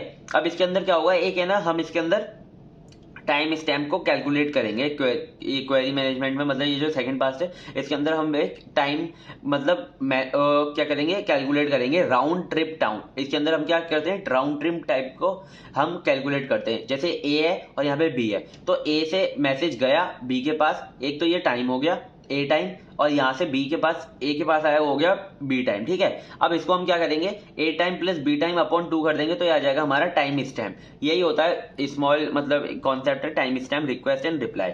और यहाँ पर हमारा एक फॉर्मेट होता है आईसीएमपी का, इसे देख लो, ये बिल्कुल ऐसे होता है। इसके अंदर एक हमारा टाइप होता है कि आपका कौन सा टाइप का है ये, ठीक है, मतलब इसकी इसमें से कौन सा टाइप है, एरर रिपोर्टिंग है, क्वेरी मैनेजमेंट है, और इसके अंदर भी कौन सा टाइप है। फिर एक आईसीएमपी का कोड जनरेट होता है जिससे कि मतलब जो आपका ऑपरेशन है वो परफॉर्म होगा, ठीक है। फिर एक चेकसम मैसेज होता है, और एक होता है रेस्ट ऑफ द हेडर, मतलब सॉरी ये मतलब जितना भी हेडर बचा है इसका वो होता है, और डेटा सेक्शन होता है। तो ये होता है आईसीएमपी का फॉर्मेट, और ये पूरा आईसीएमपी था, इसे अच्छे से पढ़ लेना, ठीक है। आई होप आपको समझ में आ गया होगा। नेक्स्ट हमारा टॉपिक है, बहुत इंपॉर्टेंट टॉपिक है, राउटिंग, ठीक है। अब हमारा राउटिंग क्या होता है, it is a process of selecting path along which the data can be transferred from source to destination। Routing हमारा प्रोसेस है जिसके अंदर हम पाथ को सिलेक्ट करते हैं जिससे हमारा डेटा ट्रांसफर होगा सोर्स टू डेस्टिनेशन। जैसे कि हमारा सोर्स है और ये हमारा डेस्टिनेशन है, ठीक है। तो यहाँ पर हमारे बीच में बहुत सारे राउटर लगे हुए हैं, तो इसके अंदर है ना बहुत सारे पाथ बन सकते हैं, ठीक है। यहाँ से भी डेटा सेंड हो सकता है, यहाँ से भी डेटा सेंड हो सकता है, यहाँ से भी डेटा ऐसे सेंड हो सकता है। लेकिन राउटिंग एक ऐसा प्रोसेस है जिसके अंदर हम सिलेक्ट करेंगे पाथ को जिससे कि डेटा सेंड होगा। जैसे कि हमने ये वाला पाथ सिलेक्ट कर लिया, यहाँ से डेटा सेंड होगा, ये होता है राउटिंग, ठीक है। Routing is perform by special device known as router, ठीक है। एक स्पेशल डिवाइस के थ्रू ये परफॉर्म होता है राउटर, इतना तो आप समझ गए होंगे, ठीक है। The routing algorithm are used for routing the packets and the routing algorithm responsible for choosing the optimal path. अब हमारी कुछ राउटिंग एल्गोरिथम्स होती हैं जो कि यूज होती हैं जिससे कि हम पाथ को सिलेक्ट करते हैं, और वही रिस्पॉन्सिबल होती हैं ऑप्टिमल पाथ को सिलेक्ट करने के लिए राउटिंग में, ठीक है। ये होता है हमारा राउटिंग का कॉन्सेप्ट। अब हमारी राउटिंग दो तरीके की होती है, एक होता है स्टैटिक और एक होता है डायनेमिक, एक और होता है डिफॉल्ट, लेकिन हमारे सिलेबस में स्टैटिक और डायनेमिक मेंशन है तो मैं दोनों करा। Static routing is also known as non adaptive routing, ठीक है। नॉन अडेप्टिव पूछेगा तब भी आपको ये लिख कर आना है। It is a technique in which the administrator manually add the routes in a routing table. एक हमारी राउटिंग टेबल बनती है जब हम राउटिंग मतलब परफॉर्म करते हैं, तो इसमें क्या होगा, जो एडमिनिस्ट्रेटर होगा, एक हमारा एडमिनिस्ट्रेटर होगा, एक हेड होगा, जो कि हमारा राउटिंग टेबल के अंदर जो रूट्स हैं उन्हें ऐड करता रहेगा मैनुअली, ठीक है। A router can send the packet for the destination along the route defined by administrator, ठीक है। राउटर आपका डेस्टिनेशन पे पैकेट तभी सेंड कर पाएगा जब आपका जो एडमिनिस्ट्रेटर है वो रूट को डिफाइन कर देगा। इसका एडवांटेज क्या है, ये चीपर होता है, router can be use for obtain static routing, ठीक है, ये चीप होता है, और it provide security as the system administrator, मतलब इसके अंदर सिक्योरिटी हाई होती है क्योंकि सिस्टम जो एडमिनिस्ट्रेटर है वही चेंजेस कर सकता है आपके जो राउटिंग के अंदर, ठीक है। डिसएडवांटेज क्या है, वेरी डिफिकल्ट होता है क्योंकि लार्ज नेटवर्क के लिए बहुत ज्यादा डिफिकल्ट हो जाता है, क्योंकि मैनुअली जब आपको सब कुछ करना है तो बहुत ज्यादा, जब लार्ज नेटवर्क होगा तो आपका जो टाइम है वो बहुत ज्यादा लगने वाला है। The system administrator should have a good knowledge of a topology. जो आपका सिस्टम एडमिनिस्ट्रेटर होगा यानी कि जो आपका हेड होगा इसका, उसके पास अच्छी नॉलेज होनी चाहिए टोपोलॉजी की, ठीक है। टोपोलॉजी हमने पढ़ा था पहले, ठीक है। अब है हमारा डायनेमिक राउटिंग, ये आपने पढ़ लिया स्टैटिक राउटिंग, ये हमारा dynamic routing. It is also known as adaptive routing, ठीक है, इसे एडेप्टिव राउटिंग भी कहते हैं। It is a technique in which a router adds a new route in a routing table for each packet in a condition of a network, ठीक है। इसके अंदर क्या होगा, राउटर अपने आप ही न्यू रूट्स को ऐड कर लेगा राउटिंग टेबल के अंदर, डायनेमिकली मतलब सब कुछ होगा। इन dynamic routing RIP and OSPF are the protocols use for discover the new routes. इसके अंदर हमारे दो प्रोटोकॉल यूज होते हैं, RIP एंड OSPF। इन दोनों प्रोटोकॉल्स का यूज करके हम न्यू रूट्स को डिस्कवर करते हैं। इसके अंदर कोई भी एडमिनिस्ट्रेटर नहीं है, आई होप आपको समझ में आ रहा होगा। It is easy to configure, ये हमारा इजी होता है कॉन्फ़िगर करने के लिए क्योंकि कुछ करना ही नहीं, सब कुछ अपने आप ही होगा, ठीक है। It is effective in selecting the best route, ये हमारा इफेक्टिव होता है बेस्ट रूट सिलेक्ट करने के लिए, फास्ट होता है। इट इज लेस सिक्योर होगा क्योंकि इसके सिस्टम एडमिनिस्ट्रेशन ये सब कुछ डायनेमिकली हो रहा है। इट इज मोर एक्सपेंसिव, थोड़ा सा एक्सपेंसिव होता है, ठीक है। ये था हमारा राउटिंग। अब नेक्स्ट टॉपिक है हमारा फॉरवर्डिंग। ठीक है, फॉरवर्डिंग भी हमारा मेंशन है सिलेबस के अंदर, तो ये देख लो। फॉरवर्डिंग भी बहुत अच्छा कॉन्सेप्ट है। मतलब कि फॉरवर्डिंग का मैं आपको बेसिक सा मतलब बताता हूँ। देखो, एक हमारा सोर्स है, ठीक है, एक हमारा डेस्टिनेशन है, सॉरी डेस्टिनेशन ये आर लिख दिया, ठीक है। ठीक है, अब इसके बीच में हमारे बहुत सारे राउटर्स लगे हुए हैं, ठीक है, बहुत सारे राउटर्स लगे हुए हैं। अब ये सेंडर इस राउटर पे भेज रहा है मैसेज, ठीक है। अब ये राउटर मतलब इसमें बहुत सारे पाथ हो गए, एक ये वाला पाथ होगा इसका, एक ये वाला पाथ होगा, एक ये वाला पाथ होगा, ठीक है, और एक मतलब अलग पाथ है, ठीक है।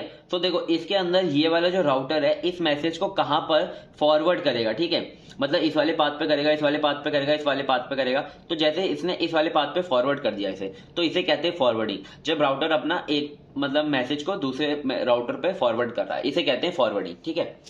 और देखो राउटिंग क्या था, इसके अंदर पाथ सिलेक्ट करना होता है राउटिंग, और एक राउटर जब अपना एक नेटवर्क के मतलब एक जो सेंडर से मैसेज आया उसे कहाँ पे सेंड कर रहा है अपने सारे पाथ में से, तो उसे कहते हैं फॉरवर्डिंग, ठीक है। अब देखो, it is simply defined as action applied by each router when a packet arrives at one of the interface, ठीक है। When a router receive a packet from one attached to the network, it need to forward the packet to the another attached network. मैंने I hope आपको अच्छे समझा दिया उस diagram के through इस पॉइंट को, तो आपको समझ में आ गया होगा, ठीक है। इसके अंदर हमारे कुछ मेथड्स होते हैं फॉरवर्डिंग के, 3 मेथड है। पहला नेक्स्ट होप मेथड, ठीक है। One technique to simplify the routing table is called next hop method. ये हमारी तीनों मेथड किसके लिए है कि राउटिंग टेबल को सिंप्लीफाई कर सकें। देखो राउटिंग टेबल के अंदर बहुत सारा डेटा हो जाता है, ठीक है, तो हमारे पास फॉरवर्डिंग की कुछ टेक्निक्स हैं जिससे कि हम राउटिंग टेबल को सिंप्लीफाई कर सकें। तो routing table hold only address of next hop, ठीक है। अब इसके अंदर क्या होगा, राउटिंग टेबल सिर्फ हमारी नेक्स्ट होप का एड्रेस को क्या करेगी, स्टोर करेगी। जैसे कि हमारे राउटिंग टेबल है ये, ठीक है, इसके अंदर R1 R2 R3 R1 है, R2 है, R3 है, ठीक है। अब जो हमारा पहले जो था ना राउटिंग टेबल, वो R1 कहाँ पे जाएगा, ठीक है। R1 से जब जैसे कि हमारे मैं आपको बताऊं, R1 एक हमारा ये वाला होस्ट राउटर है, एक ये वाला राउटर है, एक ये वाला राउटर है, ठीक है। तो यहाँ पे सोर्स है, यहाँ पे डेस्टिनेशन है, ठीक है। अब ये हमारा डेटा यहाँ जाएगा, यहाँ जाएगा, यहाँ जाएगा, यहाँ जाएगा, ठीक है, ऐसे पाथ बना हुआ है, ठीक है। तो ये हमारा जो डेटा है R1 पे, R1 के बाद कहाँ का जाएगा, R2 पे और R3 पे जाएगा, ठीक है।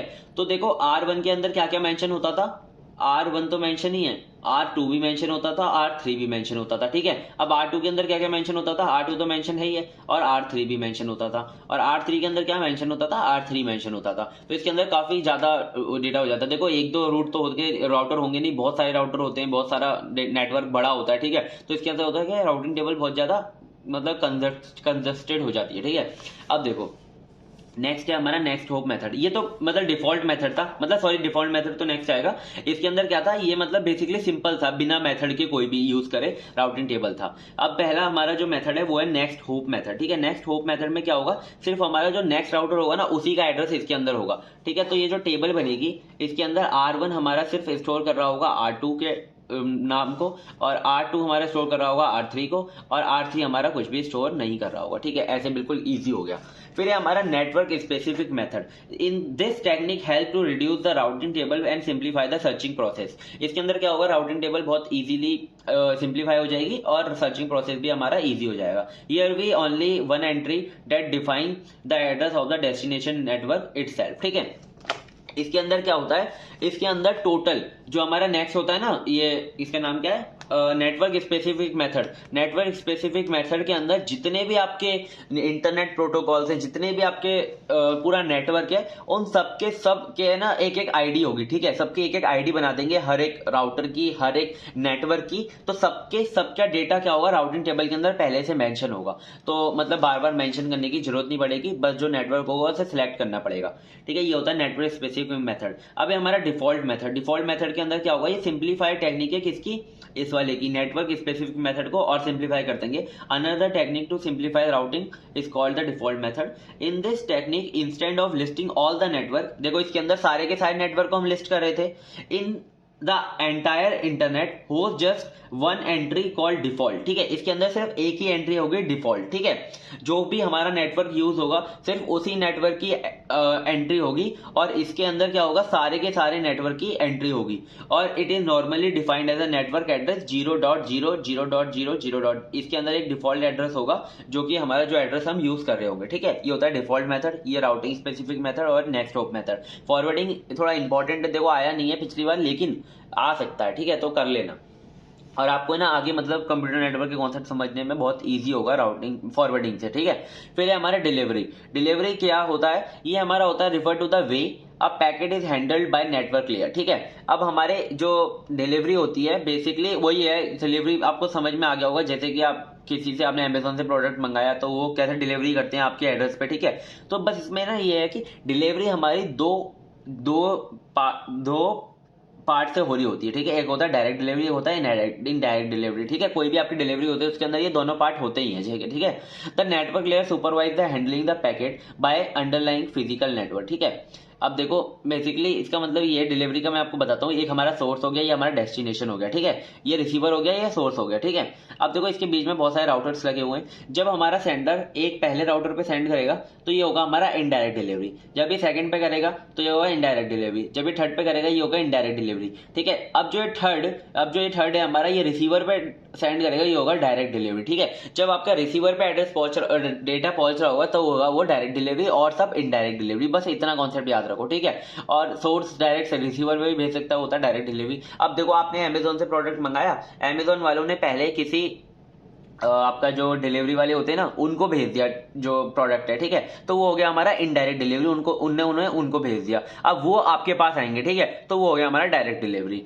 अब direct delivery packet reach final destination via router और सेंडर इटसेल्फ। ठीक है, इनडायरेक्ट डिलीवरी क्या होता है, packet reach intermediate node and not final destination via router और सेंडर इटसेल्फ। ठीक है, ये होता है हमारा डायरेक्ट डिलीवरी, होता है इनडायरेक्ट डिलीवरी। बस डिलीवरी बिल्कुल सेम कॉन्सेप्ट है, बस ये दो चीजें याद रखना, डायरेक्ट और इनडायरेक्ट, और ये अलग ये बना के आ जाना। ठीक है, डायग्राम देखो एग्जाम के अंदर डायग्राम बनाना बहुत इंपॉर्टेंट है, और जैसे मैं पॉइंट वाइज लिखता हूँ ना, जैसे मैं नेक्स्ट ऑफ मेथड को 2 पॉइंट के अंदर डिफाइन किया, नेटवर्क स्पेसिफिक मेथड को 2 पॉइंट के अंदर डिफाइन किया है, तो ऐसे आप पॉइंट वाइज लिखा करो। ठीक है, बहुत लोग पूछते हैं भैया नंबर कैसे मतलब बढ़ाएं अपने आंसर शीट के अंदर, कैसे लिखें, हमारे पास डेटा होता है लेकिन हम उसे अच्छे से शो नहीं कर पाते। ठीक है, तो आपको ऐसे लिखना है पॉइंट वाइज, और ऐसे कोई भी एक डायग्राम बना के आया करो। ठीक है, अब हमारे राउटिंग के एल्गोरिथम बहुत इंपॉर्टेंट है। राउटिंग के एल्गोरिथम, हमारे राउटिंग के एल्गोरिथम दो तरह के होते हैं, एक होता है स्टैटिक, होता है डायनेमिक। ठीक है, स्टैटिक के अंदर हमारे 3 होते हैं, shortest path routing, flooding, flow based routing, distance vector routing and link state routing. ठीक है, इसके अंदर सबसे इंपॉर्टेंट जो है वो है डिस्टेंस वेक्टर राउटिंग। ठीक है, अब देखो हम सारे के सारे अब राउटिंग एल्गोरिथम्स को देखने वाले हैं। मैंने टोटल 7 एल्गोरिथम कराए राउटिंग के, तो आपको आई होप समझ में आ जाएंगे। ठीक है, सारे के सारे। सबसे पहले ऑप्टिमलिटी प्रिंसिपल। ठीक है, ऑप्टिमलिटी प्रिंसिपल बहुत इजी है। इसके अंदर हम क्या करेंगे, बस जो हमारे लूप्स होंगे, जो हमारे डुप्लीकेशन होगी नेटवर्क के अंदर, बस हम उसे हटाएंगे। ठीक है, तो देखो each portion of the best part is also best path. ठीक है, the union of them to the router is a tree called sink tree. ठीक है, आपने ना अपने मतलब डेटा स्ट्रक्चर वाले में या फिर डा में आपने वो बनाया होगा स्पैनिंग ट्री। ठीक है, स्पैनिंग ट्री कोई भी हमारे ट्री होता है उसको रिड्यूस करके बनाते हैं। ठीक है, स्पैनिंग कॉस्ट ट्री बनाते हैं ना वो उसके लिए। ठीक है, तो देखो हमारे पास ये नेटवर्क है, इसके अंदर क्या है, एक ये वाला लूप बन रहा है, एक ये वाला लूप बन रहा है, तो इसके अंदर हम क्या करेंगे, सारे लूप्स को हटाएंगे। ठीक है, ये देखो बी ऐसे लिख देंगे। आपको बस ये एग्जांपल देने आना है, इसके ऊपर क्वेश्चन नहीं आएगा। ठीक है, आपको अगर क्वेश्चन भी आएगा ना इसके, तो ऐसे आएगा ऑप्टिमलिटी प्रिंसिपल को डिफाइन करो, उसका एक एग्जांपल दो।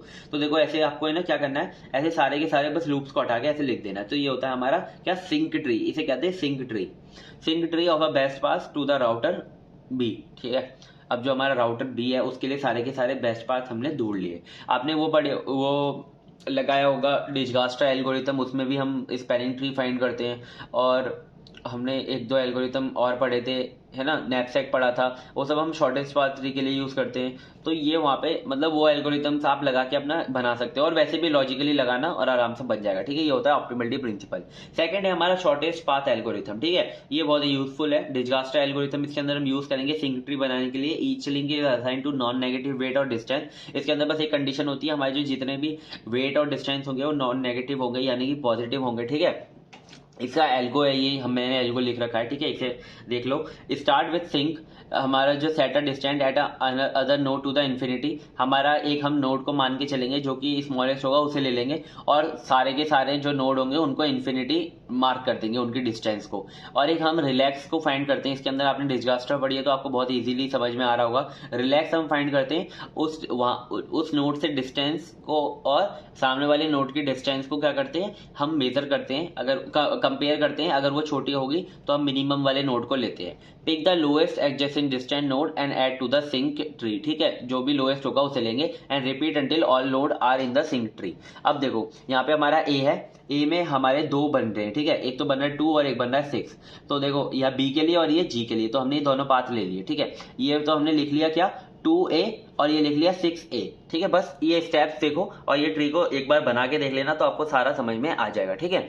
अब a के लिए हमने ये वाला लिख लिया 2a और 6a। अब इन दोनों में छोटा कौन है, b वाला, तो b से आगे बढ़ेंगे। तो देखो b से हमें क्या मिला, e वाला मिला। b से हमें एक तो c वाला मिला और एक e वाला मिला, तो e पे हमने लिख लिया 4b और इस पे लिख लिया 9b। यानी कि मतलब देखो यहाँ से यहाँ तक कितना था 2 और यहाँ से यहाँ तक कितना 7, तो देखो 2 और 7 कितना हो गया 9 हो गया, ठीक है। तो ऐसे लिख देते हैं 9 प्लस करके। और यहाँ से यहाँ तक कितना था 2, यहाँ से यहाँ तक कितना है 2, यहाँ पे आप देख सकते हो ये हो गया 4, ठीक है, ऐसे लिख लेना। तो यहाँ तक हम पहुंच गए। अब हमारा सी वाले में 9 है और इसमें ई वाले में 4 है। इन सब में से मिनिमम कौन है, 4 वाला मिनिमम है, तो हम 4 वाले को आगे बढ़ेंगे। तो 4 वाले से हम आगे बढ़े तो इसमें कौन कौन सा था, एक तो ये वाला आएगा और ये वाला आएगा, ठीक है, जी वाला और ये एफ वाला। जी वाला पहले से हम कर चुके हैं 6, तो पहले हम इसे कंपेयर करेंगे 6 वाले से। तो देखो यहाँ से यहाँ तक कितना हुआ 2, यहाँ से यहाँ तक कितना हुआ 2 और यहाँ से यहाँ तक कितना है 1, तो ये हो गया 5। पहले से 6 था तो 5 हमारा छोटा है, तो हमने ये क्या कर दिया, रिप्लेस कर दिया 5 से, ठीक है। तो ये हो गया 5e। नेक्स्ट में आपने लिखना है कि कौन से पाथ से आप आए हो, कौन से नोड से आप आए हो, ठीक है, ई से आए हो।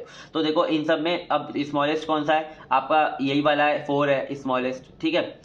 तो नहीं सॉरी, ये वाला स्मॉलेस्ट है पर 2, लेकिन इससे हम आगे बढ़ चुके हैं तो इसमें ये और इसमें देख रहे हैं तो इसमें 4 है स्मॉलेस्ट, तो इससे आगे बढ़ेंगे। तो 4 से हम आगे बढ़े तो कहाँ जा सकते हैं, बस हम एफ पे जा सकते हैं। इन सब पे तो हमने देख लिया, एफ पे देखेंगे। एफ पे पहले से क्या मेंशन था, 6 मेंशन था जो हमने पहले मेंशन किया था, तो 6 ही हम मान के चलेंगे, कोई भी मिनिमम नहीं आ रहा, तो 6 आ गया। अब हम यहाँ से देखेंगे एफ से हम कहाँ जा सकते हैं। एफ से हम एक तो सी पे जा सकते हैं और एक एच पे जा सकते हैं, ठीक है। तो सी पे गए तो हमने 9 लिख दिया। देखो पहले से यहाँ पे कितना था 6 था और यहाँ से यहाँ तक पाथ कितना है 3 है, तो यहाँ पे 3 ऐड करेंगे 6 में तो आएगा 9 और यहाँ पे 2 है, तो 2 ऐड करेंगे तो आएगा क्या 6 से करेंगे तो यहाँ पे 9 आ रहा है। क्यों, पहले हमने जब 5 से लिया था, ये वाला जो था हमारा जी वाला था, इससे हमने लिया था ना, तो इससे 4 ऐड करके कितना आ रहा था 9 आ रहा था, तो हमने ये लिख रखा है। लेकिन अभी हम इससे लेंगे, ठीक है, इससे लेंगे तो ये छोटा हो जाएगा, 9 से 8 हो जाएगा। तो देखो हमने एफ से इस वाले को लिया तो ये 8 हो गया, 8 हो गया। क्यों, यहाँ से 2 था। ये देखो समझो, ये मैंने पहले से सॉल्व कर रखा है, इस वजह से आपको कंफ्यूजन अगर हो रहा है तो बिल्कुल भी कंफ्यूजन मत करो, एक बार सॉल्व करो इसे, ठीक है। जब आप एफ से लोगे तो कितना आ रहा है, ये आ रहा है 8, ठीक है, ये आ गया 8। अब हम ऐसे देखेंगे, हम ऐसे कहाँ जा सकते हैं, ऐसे हम जा सकते हैं डी पर, ठीक है। तो डी पे हम लेंगे तो डी पर इस वाले को ऐड कर देंगे 8 को 2 से, तो कितना आ जाएगा 10। तो ये हमारे सारे के सारे नोड कवर हो गए और वो मिनिमम में हो गए। तो ये होता है हमारा क्या, शॉर्टेस्ट पाथ एल्गोरिथम। हमने ये शॉर्टेस्ट पाथ ढूंढ लिया ए से लेकर डेस्टिनेशन तक का, ठीक है। आई होप आपको ये समझ में आ गया होगा। नेक्स्ट देखते हैं, नेक्स्ट है हमारा फ्लडिंग। फ्लडिंग का मतलब मैं आपको बेसिकली बताऊं, फ्लडिंग का मतलब होता है फैलना, ठीक है। जो भी आपने मैसेज भेजा हो जल्दी से जल्दी फैला दो, जहां पर भी आप फैला सकते हो, ठीक है। अब a simple local technique is flooding in which every incoming path is sent over out and every outgoing line except one is arrive, ठीक है। जो भी हमारा पाथ, जो भी हमारे नोड पर जो भी हमारा डेटा आया है उसको हर एक ऐसे पाथ में भेज दो जिसपे आप भेज सकते हो, बस उसपे मत भेजो जहां से वो डेटा आया है, ठीक है। यहाँ पर हमारे पास ए के पास डेटा आया, ठीक है, ए के पास डेटा आया। अब ए ने क्या किया, बी और सी पे जा सकता था, बी पे भेज दिया यही डेटा और सी पे भेज दिया ये डेटा, ठीक है। अब बी पे गया ये डेटा, बी कहाँ भेज सकता है, बी सी पे भेज सकता है और डी पे भेज सकता है। तो बी ने सी पे भेज दिया यही वाला डेटा, तो ये डुप्लीकेट हो गया, और डी पे भेज दिया ये डेटा, तो ये डुप्लीकेट हो गया, ठीक है।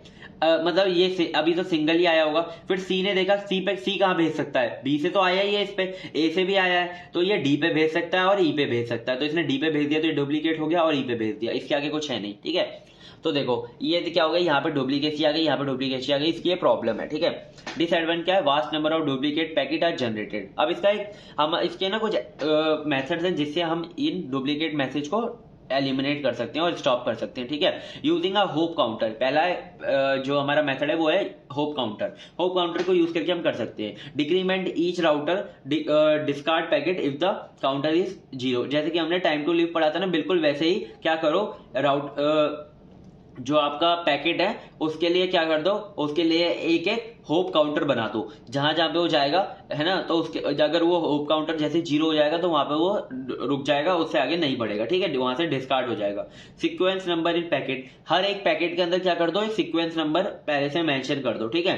तो जैसे avoid sending the same packet second time, तो अगर उसके पास पहले से ही, जैसे कि इस वाले का सीक्वेंस नंबर हमने रख दिया S1, ठीक है, तो यहाँ पर पहले S1 आया, यहाँ पर S1 आया, ठीक है। अब ये वापस S1 आता, ये वाला S1 आया, तो ये क्या करेगा, सीक्वेंस नंबर अगर सेम हो गया तो ये इसे डिस्कार्ड कर देगा, आने से मना कर देगा, ठीक है। List all the received packet, और जो भी हमारे राउटर होंगे वो एक लिस्ट बना के रखेंगे, जितने भी पैकेट उनके पास रिसीव हुए उसके अंदर मैच करते चलेंगे, अगर वो सीक्वेंस नंबर आ जाएगा तो उसे वो डिस्कार्ड कर देंगे। फिर है सिलेक्टिव फ्लडिंग। सिलेक्टिव फ्लडिंग होता है use only those line that are going to in the right direction, means उन्हीं लाइन को यूज करो जो कि राइट डायरेक्शन में मतलब जा रहे हैं, उसके अंदर हमने सिलेक्ट कर रखा है पाथ को, ठीक है।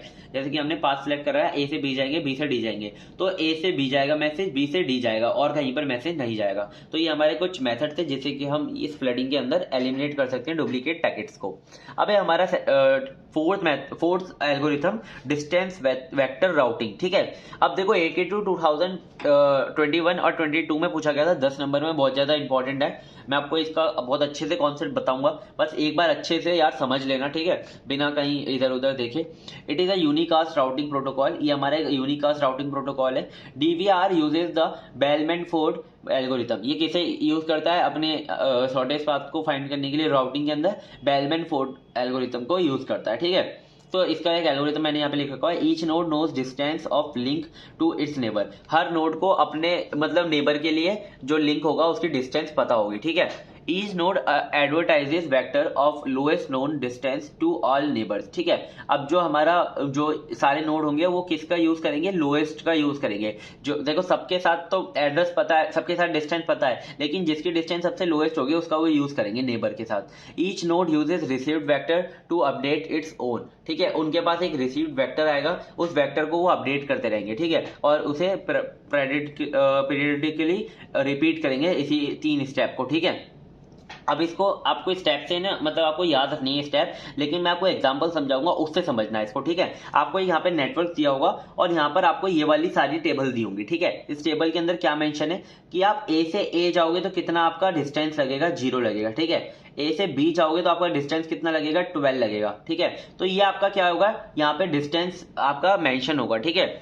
और इसके अंदर हमारे पास और डिले मेंशन होगा, ठीक है। एक तो डिले मेंशन होगा और एक आपके पास डिस्टेंस मेंशन होगा। बस आपको डिले और मेंशन का यूज करके बस आपको एक और ये टेबल बनानी है, वो मैं आपको बताऊंगा कैसे बनानी है हर एक नोड के लिए, और बस उसको आपको ये दोनों तो मेंशन होंगे, ठीक है। देखो इसके अंदर ना क्वेश्चन ऐसे पूछा गया था, डिस्टेंस वेक्टर राउटिंग को डिफाइन करो और उसका एक एग्जांपल दो, तो आपको ये अपने आप ही लिखनी थी, ठीक है, वहां पे कुछ भी मेंशन नहीं था, ठीक है। लेकिन अगर क्वेश्चन आएगा तो नेटवर्क दिया होगा और आपको ये टेबल दी होगी और ये डिले दिया होगा, ठीक है। बस आपको इसकी एक टेबल बनानी पड़ेगी। अब देखो we have to find a new estimated delay from J। अब देखो इसके अंदर ना हमें J से फाइंड करना है, J हमारा ये, ठीक है, हमें इसमें दिया हुआ है J से फाइंड करना है हमें क्या, न्यू एस्टिमेटेड डिले, ठीक है। न्यू एस्टिमेटेड डिले की हम एक टेबल बनाएंगे। J से हमें A के लिए गिवन है 8, J से I के लिए गिवन है डिले 8 10, और J से H के लिए गिवन है 12, और J से K के लिए गिवन है 6। अब बस इजीली मैं आपको बताता हूँ क्या करते हैं इसके अंदर ना, हम क्या करेंगे, J से A के लिए सबसे पहले हम मिनिमम फाइंड करेंगे इन सब के अंदर, ठीक है। आपको सबसे पहले J से A लिखना है, प्लस करना है A से A, फिर लिखना है J से I, प्लस करना है I से A, फिर J से H लिखना है, फिर H से A, फिर J से K लिखना है और K से A, ठीक है। सब में आप देख रहे हो A के पास हम जा रहे हैं, ठीक है, क्योंकि A यहाँ पे J से A है, और देखो यहाँ पे J से A, J से I और J से H और J से K, ये वाले आपको बस मेंशन करने हैं डिले, ठीक है। ये जो डिले है ना आपका 8, 10, 12 और 6, ये सारे के सारे के अंदर सेम टू सेम मेंशन करना है, 10, 8, 10, 12 एंड 6, ठीक है। और इसके बाद A से A, I से A और H से A, K से A, ठीक है। ये आपको निकालने हैं इन टेबल्स के थ्रू, ठीक है। A से A आपका कितना है, 0 है, ठीक है। और ये देखो आप I से A कितना है, आई से ए कितना है 24, ठीक है, ये आपने यहाँ पे मेंशन किया 24। ऐसे ही एस से ए निकाल लेना, ऐसे ए देख लो, ऐसे ए 20 और के से ए कितना है 21, ठीक है, ये आपको बस मेंशन करना है ऐसे। और यहाँ पे जो मैंने आपको वैल्यू बताई डिले वाली वो लिख लेना, ठीक है, इनको प्लस करना और इनमें देख लेना सबसे छोटा कौन सा आ रहा है। तो सबसे छोटा इसमें आएगा 8, ठीक है। 8 कहाँ से आया, ए वाले से आया, ठीक है, ए वाले से आया, जे से ए जा रही ना तो ए वाले से आया। तो बस आपको क्या करना है, यहाँ पे मिनिमम लिखना है, और मतलब मिनिमम नहीं लिखोगे तब भी चलेगा क्योंकि ये तो पहले से ही मिनिमम है, इस वाले मिनिमम को हटा देते हैं। और यहाँ पे 8 से ए आ गया, 8 आ गया और इसमें ए आ गया, ठीक है, 8 ए के थ्रू। तो बस आपको क्या करना है, जैसे ए जैसे आपने निकालना है वैसे ही आपने निकालना है जे से बी, जे से सी, जे से डी, जे से एल तक, ठीक है। जे से बी से हम निकालेंगे तो आएगा पहले जे से ए, फिर ए से बी, जे से आई से बी, जे से एच से बी, जे से के से बी, ठीक है। ऐसे ही आपको सबका निकाल लेना है। यहाँ पे जो डिले होगा वो सबके लिए सेम है, आप देख सकते हो। और ये जो है 12, 36, 31 एंड 28, बस आपको क्या करना है, डिले लिखना है और जो आपकी टेबल मेंशन है ना इसकी इन सारी वैल्यूज को लिखना है और उन्हें आपस में प्लस कर करके उसके अंदर से मिनिमम निकालना है। तो यहाँ पे मिनिमम आ रहा है 8 और 12 वाला, यानी कि 20, और ए से आ रहा है तो ये आ गया, ठीक है। अब इस वाले में मिनिमम निकालेंगे, ए से सी, आई से सी, एच से सी और के से सी, इन सबको लिखेंगे तो इसके अंदर मिनिमम आएगा हमारा ये वाला सी वाला, ये जो है ना आई वाला, ये आएगा आई वाला मिनिमम 10 और 18, 28 आ रहा है आई तक, ठीक है। अब बस इन वैल्यूज को हमें एक ऐसे टेबल बना के मेंशन करना है, ठीक है। अब देखो पहले हमारा कितना आया 8 किससे आया, ए से आया, ठीक है। अब आया हमारा बी, ये जो बी वाले में आया हमारा, बी वाले में आया 20, यहाँ पे आप मेंशन कर सकते हो, ये जे से ए के लिए था, जे से बी के लिए था, जे से सी के लिए था, जे से डी के लिए था, जे से ई और सो ऑन, जे से एल तक, ठीक है। ऐसे आप मेंशन कर सकते हो।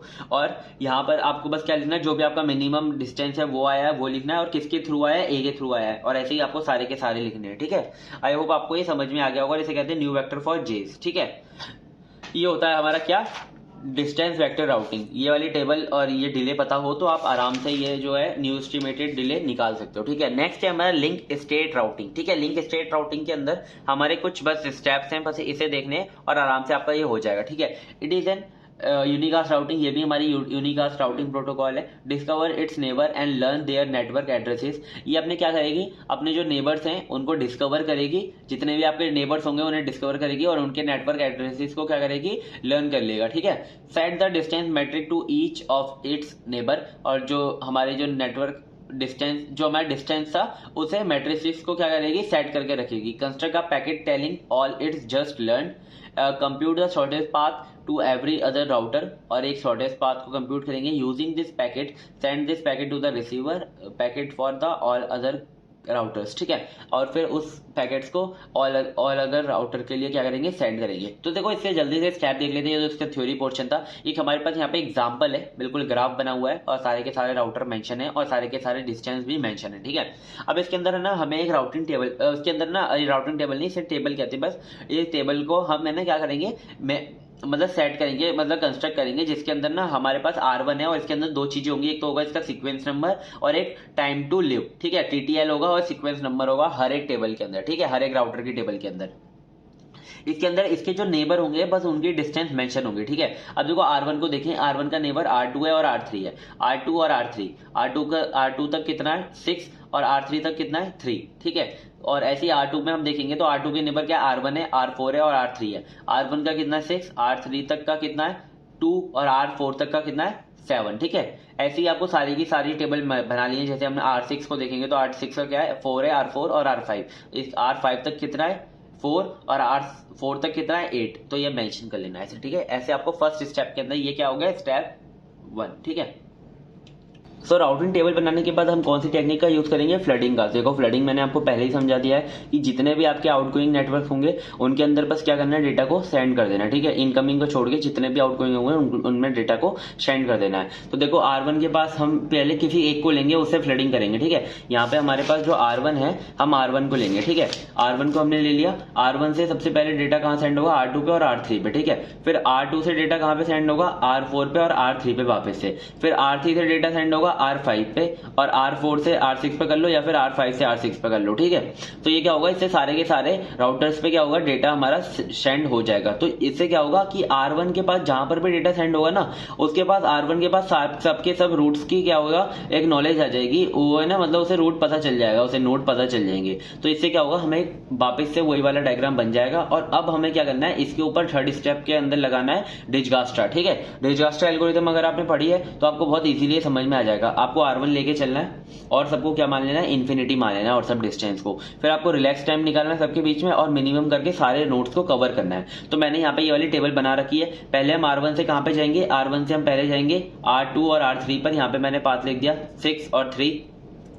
फिर हम कहां जा रहे हैं, R1 से R3 पर और R3 से हम जा रहे हैं R2 पर, ठीक है। R1 से जा रहे हैं R3 पर, R3 से हम जा रहे हैं R2 पर, ठीक है। R1 से गए हम R3 पर, R3 से हम जाएंगे R2 पर। तो कितना आएगा इसका, 5 आएगा, क्योंकि 3 और 2 ये आ जाएगा 5, ठीक है। ये आ गया 5 इसका, और इसका कितना आ गया हमारा R3 का 3, ठीक है। अब हम नेक्स्ट देखेंगे, नेक्स्ट हम कहा जाएंगे R1 से R3 पर, R3 से R2 पर, R1 से R3 पर, R3 से R2 पर, ठीक है। अब हम R3 से कहां पे जाएंगे, R3 से R2 से हम कहां जाएंगे, R2 से जाएंगे R4 पर, ठीक है। यहाँ पे R4 पर जाएंगे और R4 का डिस्टेंस कितना होगा, 5 and 7, कितना हो जाएगा, 5 and 7 ये हो जाएगा 12, ठीक है। तो हमने यहाँ पे कितना लिख दिया, यहाँ पे लिख दिया हमने 12, ठीक है। अब हम R4 पर आ गए। अब हम नेक्स्ट क्या करेंगे, नेक्स्ट हम देखो R1 से R3 और R5 पे भी जा सकते हैं। तो इसका भी कितना आएगा, 12 आएगा, क्योंकि 3 और 9 कितना होता है 12। तो हमने यहाँ पे इसका भी 12 लिख रखा है, ठीक है, पहले ही लिख दिया था। फिर हम जाएंगे कहाँ पे, R1 से R3 पर, R3 से R2, R3 से R4 एंड R5, ठीक है। यहाँ पे R1 से R3, R3 से R2, R2 से R4 एंड R4 से R5, ठीक है। यही वाला पाथ फॉलो करेंगे, ठीक है। ये वाला पाथ फॉलो करेंगे। 12 और 1 कितना हो जाएगा, 13, ठीक है। तो 13 लिखेंगे यहाँ पे मैंने 12 तो मिनिमम लिख रखा है, यहाँ पे 13 आएगा, ठीक है। यहाँ पे हमने 13 लिख दिया। तो 13 क्या हमारा ये मिनिमम है, नहीं, ये मिनिमम नहीं है। हम अगर R1 से R3 पर जाएं और R3 से अगर हम R5 पे जाएं तो हमारा कितना हो जाएगा, ये हमारा हो जाएगा 12। तो हम इसका मिनिमम कितना आ जाएगा, 12 आ जाएगा। तो हमने यहाँ पे इसका 12 लिख दिया मिनिमम। तो देखो इसका 12 का पाथ क्या रहेगा, यहाँ पे ना ये वाला पाथ इसके लिए लिखा हुआ है। ये वाला पाथ क्या रहेगा, ये वाला पाथ रहेगा हमारा कितना, R1 से R3 एंड R3 से R5, ठीक है। R1 से R3 एंड R3 से R5, ठीक है। अब देखो यहाँ पर हम पहुंच गए, यहाँ पे आ गया 12। अब हम नेक्स्ट देखेंगे कि हम R6 पे जा सकते हैं। यहाँ से R5 से हम R6 पे भी तो जा सकते हैं। R1 से R3, R3 से R5 एंड R5 से R6, ये वाला जो पाथ है, ठीक है, इससे हम जा सकते हैं R6 पे। और ये कितना हो जाएगा, 12 एंड 4, ये हो जाएगा 12 एंड 4 16, तो ये आ गया 16, ठीक है। तो ये हमारे मिनिमम आ गए सारे के सारे पाथ। एक बार डिजगास्ट्रा लगा लेना तो आपको सारे के सारे पाथ एकदम क्लियर हो जाएंगे, ठीक है। इस वाले पाथ के लिए मैं यहाँ पे ना ये वाला पाथ लिख देता हूँ। ये वाला पाथ मैंने ये वाला लिख दिया, इससे बढ़िया मैं वो वाला पाथ लिख देता हूँ। R1 से R3 एंड R3 से R5, R1 से R3 एंड R3 से R5। R2 और R3 को हम यहाँ पे हटा देंगे, ठीक है। अब देखो, अब जो हमारे सारे के सारे मिनिमम आ गए। अब आपको करना है, अब आपको एक राउटिंग टेबल बनानी है R1 के लिए। R1 के लिए हम राउटिंग टेबल कैसे बनाएंगे, आपको बस क्या करना है, पहले R1 से पहले आप कहाँ जाओगे, R1 से R1 पे जाओगे, R2 पे जाओगे, R3 पे जाओगे, R4 पे जाओगे, R5 पे जाओगे और R6 पे जाओगे, ठीक है। तो आपने सारे लिख लिए। R1 पे जाओगे तो कितना डिस्टेंस लगेगा, R1 से R1 पे जाओगे, R1 से R1 पे जाओगे तो 0 लगेगा, ठीक है। और किसके थ्रू जाओगे, R1 के थ्रू जाओगे। अब R1 से R2 पे जाओगे, R1 से R2 पे जाओगे तो कितना डिस्टेंस लग रहा है, मिनिमम 5 लग रहा है। और किसके थ्रू लग रहा है, R1 के थ्रू लग रहा है, ठीक है। अब आप देखोगे R1 से आप R3 पर जाओगे, R1 से जब R3 पे जाओगे तो किसके थ्रू जाओगे, मिनिमम कितना डिस्टेंस लग रहा है, 3 लग रहा है। और किसके थ्रू जाओगे, R1 के थ्रू जाओगे, ठीक है। अब हम जाएंगे R4 पे, ठीक है। R4 पे R1 से R4 पे जाना है, ठीक है। तो हम कैसे गए थे, R1 से R4 पे मिनिमम 12 है ना, तो R1 से गए थे R3 पर, R3 से गए थे R2 पर, R2 से गए थे हम R4 पर, ठीक है। तो हम किसके थ्रू जाएंगे, R3 और R2 के थ्रू जाएंगे R4 पर। तो देखो R3 और R2 के थ्रू जाएंगे हम R4 पर और उसका मिनिमम डिस्टेंस आएगा 12, ठीक है। अब हम R5 पे जाएंगे। R5 पे कैसे गए थे हम, बस बीच में R3 यहाँ पे भी है ना, यहाँ पे जो हम R2 पर गए थे, R2 पर हम किसके थ्रू गए थे, R3 के थ्रू गए थे। तो यहाँ पे R3 लिख लेना, गलती से लिख दिया, ठीक है। अब देखो R5 पे हम गए, R5 पे हम R3 के थ्रू गए, तो हमने यहाँ पे R3 मेंशन कर दिया और मिनिमम डिस्टेंस कितना लगा, 12। अब हम R6 पे जाएंगे, कैसे जाएंगे R6 पर, R1, R3, R5 and R6, ठीक है। और किसके थ्रू गए, R6 पे R3 और किस पे तो यहाँ पे तो यार R2 ही आएगा, मैंने क्यों लिख दिया ये, सॉरी यार गलती हो गई, तो वो हो गई ना, यहाँ पे आएगा R3, ठीक है। अब देखो यहाँ पे R6 पे हमें जाना है, तो R6 पे हम किसके थ्रू गए हैं, R3 और R5 के थ्रू, R3 और R5 के थ्रू। यहाँ पे हमने ये राउटिंग टेबल बना ली। तो देखो हमारा 2018 और ये तो हमारा ये हो गया लिंक स्टेट राउटिंग, ठीक है। नेक्स्ट है हमारा यूनिकास्ट राउटिंग प्रोटोकॉल, ये हमारा 2018 और 19 में आया था यूनिकास्ट राउटिंग प्रोटोकॉल। इसके अंदर क्या होता है, हम एक ही डेटा पैकेट को एक बार में ही सेंड करते हैं, ठीक है। मतलब एक ही डेटा पैकेट को हम एक ही राउटर पे सेंड कर रहे होते हैं, ठीक है। जब हम मल्टीकास्ट करते हैं तो हम मल्टीपल राउटर पे सेंड करते हैं, और जब हम ब्रॉडकास्ट करते हैं तो सारे के सारे जितने भी राउटर होते हैं सबके सब पे डेटा सेंड करते हैं। तो यूनिकास्ट में हम एक ही राउटर पे डेटा सेंड करते हैं। उसमें हमारा एक था डीवीआर जो हमने अभी देखा था, ये वाला डीवीआर, और एक है लिंक स्टेट राउटिंग, ये दोनों आते हैं। तो आपने जब राउटिंग यूनिकास्ट राउटिंग प्रोटोकॉल पूछे तो आप डीवीआर और लिंक स्टेट राउटिंग को समझा के आना दोनों को, ठीक है। 10 मार्क्स में आया था 2018-19 में। फिर है हमारा मल्टीकास्ट राउटिंग। मल्टीकास्ट में बस क्या करना है हमें ना, sending a message to a group is called multicasting message. हमें किसी ग्रुप को अगर सेंड करते हैं डेटा को तो होता है हमारा multicast. Multicast require group management need to create destroy and group, ठीक है। अब इसके अंदर क्रिएट और डिस्ट्रॉय करते हैं हम ग्रुप को बस। For multicast routing each router compute a spanning tree covering all other router, ठीक है। अब इसके अंदर है ना, हमें जो भी ग्रुप बनाना है तो हम क्या बनाएंगे, स्पैनिंग ट्री बनाएंगे उसके लिए, ठीक है। अब देखो हमारे पास ये नेटवर्क है, हमने इसके लिए एक येलो स्पैनिंग ट्री बना रखा है, येलो स्पैनिंग ट्री बना रखा है। आप देख सकते हो हमें मतलब इस वाले ग्रुप को जब डेटा सेंड करना है तो हमने ये वाला स्पैनिंग ट्री बना दिया। अगर कोई और ग्रुप होता तो हम और कोई स्पैनिंग ट्री बना के डेटा सेंड कर देते। बस मल्टीकास्टिंग में ही है, ठीक है, मतलब कोई लूप वगैरह ना बने। फिर है हमारा ब्रॉडकास्ट राउटिंग। ब्रॉडकास्ट राउटिंग में क्या होता है कि हम जितने भी आपके राउटर होंगे उन सबके सबको हम डेटा सेंड करेंगे। इसके अंदर हम एक मल्टी डेस्टिनेशन राउटिंग का यूज कर सकते हैं कि मल्टीपल डेस्टिनेशन पे हम पहुंचेंगे।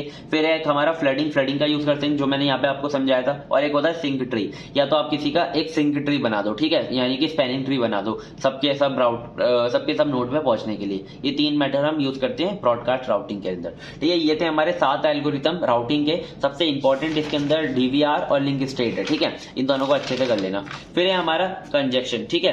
कंजेशन में क्या होता है कि मतलब 2017 और 18 में पूछा था कंजेशन को डिफाइन करने के लिए और कंजेशन कंट्रोल को, ठीक है। सो देखो कंजेशन इन अ नेटवर्क में occur if the load on the network is greater than the capacity of network. मैं आपको पहले से बता रहा हूं, किसी भी नेटवर्क पे अगर उसके कैपेसिटी से ज्यादा लोड डाला जाएगा, किसी भी नोड पर उसकी कैपेसिटी से ज्यादा उस पर डेटा भेजा जाएगा तो कंजेशन आ जाता है, ठीक है। उस पर कंजेशन आ जाता है तो उससे क्या होता है, प्रॉब्लम होती है नेटवर्क को किसी भी डेटा को सेंड करने में आगे, ठीक है। तो अब उस प्रॉब्लम को हम कंट्रोल कैसे कर सकते हैं, ठीक है। तो it refer to congestion control इसके लिए यूज होता है। It is refer to techniques and mechanism that can either prevent congestion before it happen, या तो उसको होने से पहले ही उसे प्रिवेंट करो या फिर उसे रिमूव करो उसके होने के बाद, ठीक है। तो यहाँ पे हमारे पास कुछ मैकेनिज्म है, 2 मैकेनिज्म है, एक है हमारा ओपन लूप और एक है क्लोज लूप, ठीक है। ओपन लूप के अंदर हम क्या करते हैं, प्रिवेंट करते हैं, यानी कि उसको होने से पहले ही ठीक कर लेते हैं, और क्लोज लूप के अंदर जब वो हो जाता है तो फिर उसे ठीक करते हैं, ठीक है।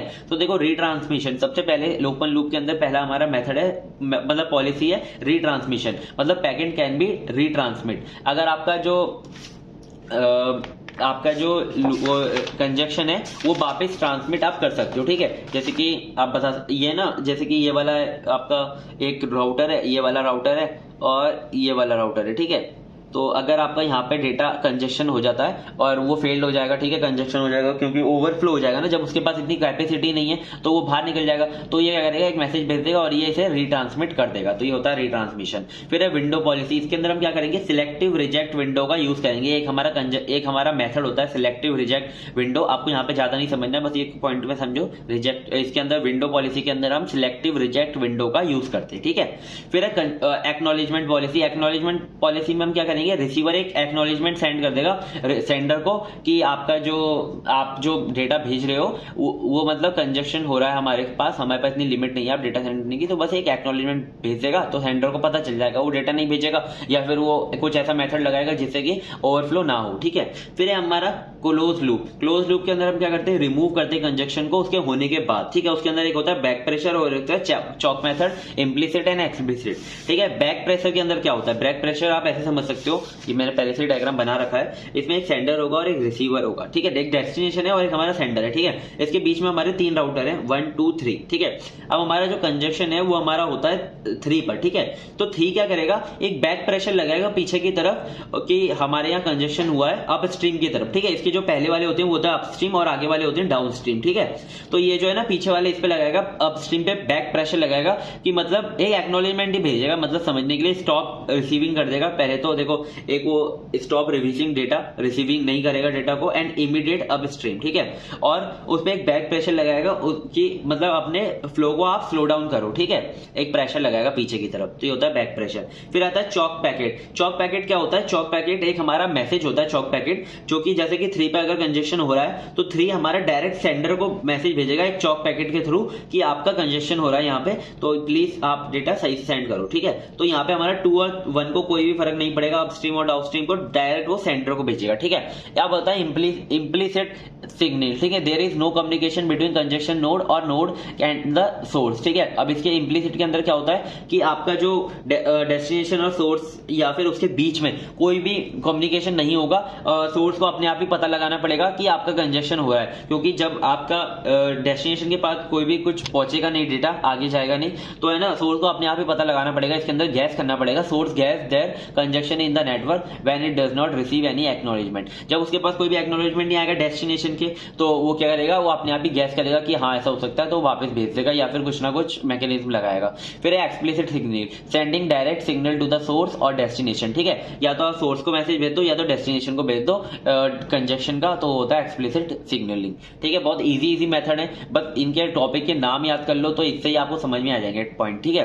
फिर है हमारा नेक्स्ट 2018 और 19 में आया था 10 मार्क्स में QoS, क्वालिटी ऑफ सर्विसेज। पूरे नेटवर्क की आप परफॉर्मेंस को मेजर करते हो क्वालिटी ऑफ सर्विसेज के थ्रू। इसके अंदर हमारे 4 ये जो हमारे टॉप पॉइंट्स हैं इनको आपको पढ़ना है। ये मेजरेबल जो थिंग्स हैं आपकी, रिलायबिलिटी, डिले, जिटर, बैंडविड्थ, इन सबको आपको मेजर करके चलना है किसी भी नेटवर्क के लिए, ठीक है। तो देखो रिलायबिलिटी क्या होती है, जब आपका रिलायबिलिटी का मतलब यही होता है कि रिलायबिलिटी का मतलब ये होता है कि आपने एक बार डेटा भेजा, वो डेटा पहुंचा नहीं, तो आपने वापस डेटा तुरंत भेज दिया, तो होता है रिलायबिलिटी, ठीक है। Lack of reliability means losing packet और एक्नॉलेजमेंट, ठीक है। लैक ऑफ अगर कम होगी रिलायबिलिटी तो उससे क्या होगा, पैकेट लूज होगा और एक्नॉलेजमेंट भी लूज होगा, विच रिजल्ट रीट्रांसमिशन, और उससे क्या होगा, रीट्रांसमिशन होगा, वापस आपको डेटा भेजना पड़ेगा।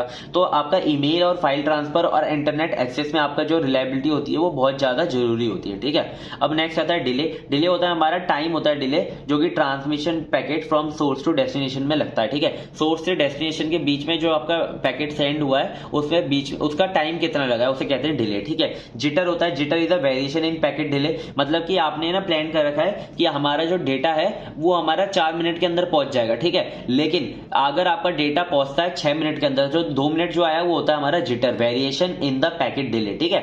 फिर है हमारा बैंडविड्थ। बैंडविड्थ तो आपको पता होगा, नंबर ऑफ जो बिट होती है वो सेंड होती है पर सेकंड पर मिनट, ठीक है, वो होता है हमारा बैंडविड्थ, ठीक है, in number of the bit send. अब देखो इसके अंदर मेन तो ये आपको पॉइंट समझा के आने ही है, जितना आपको पता हो इनके बारे में लिख देना।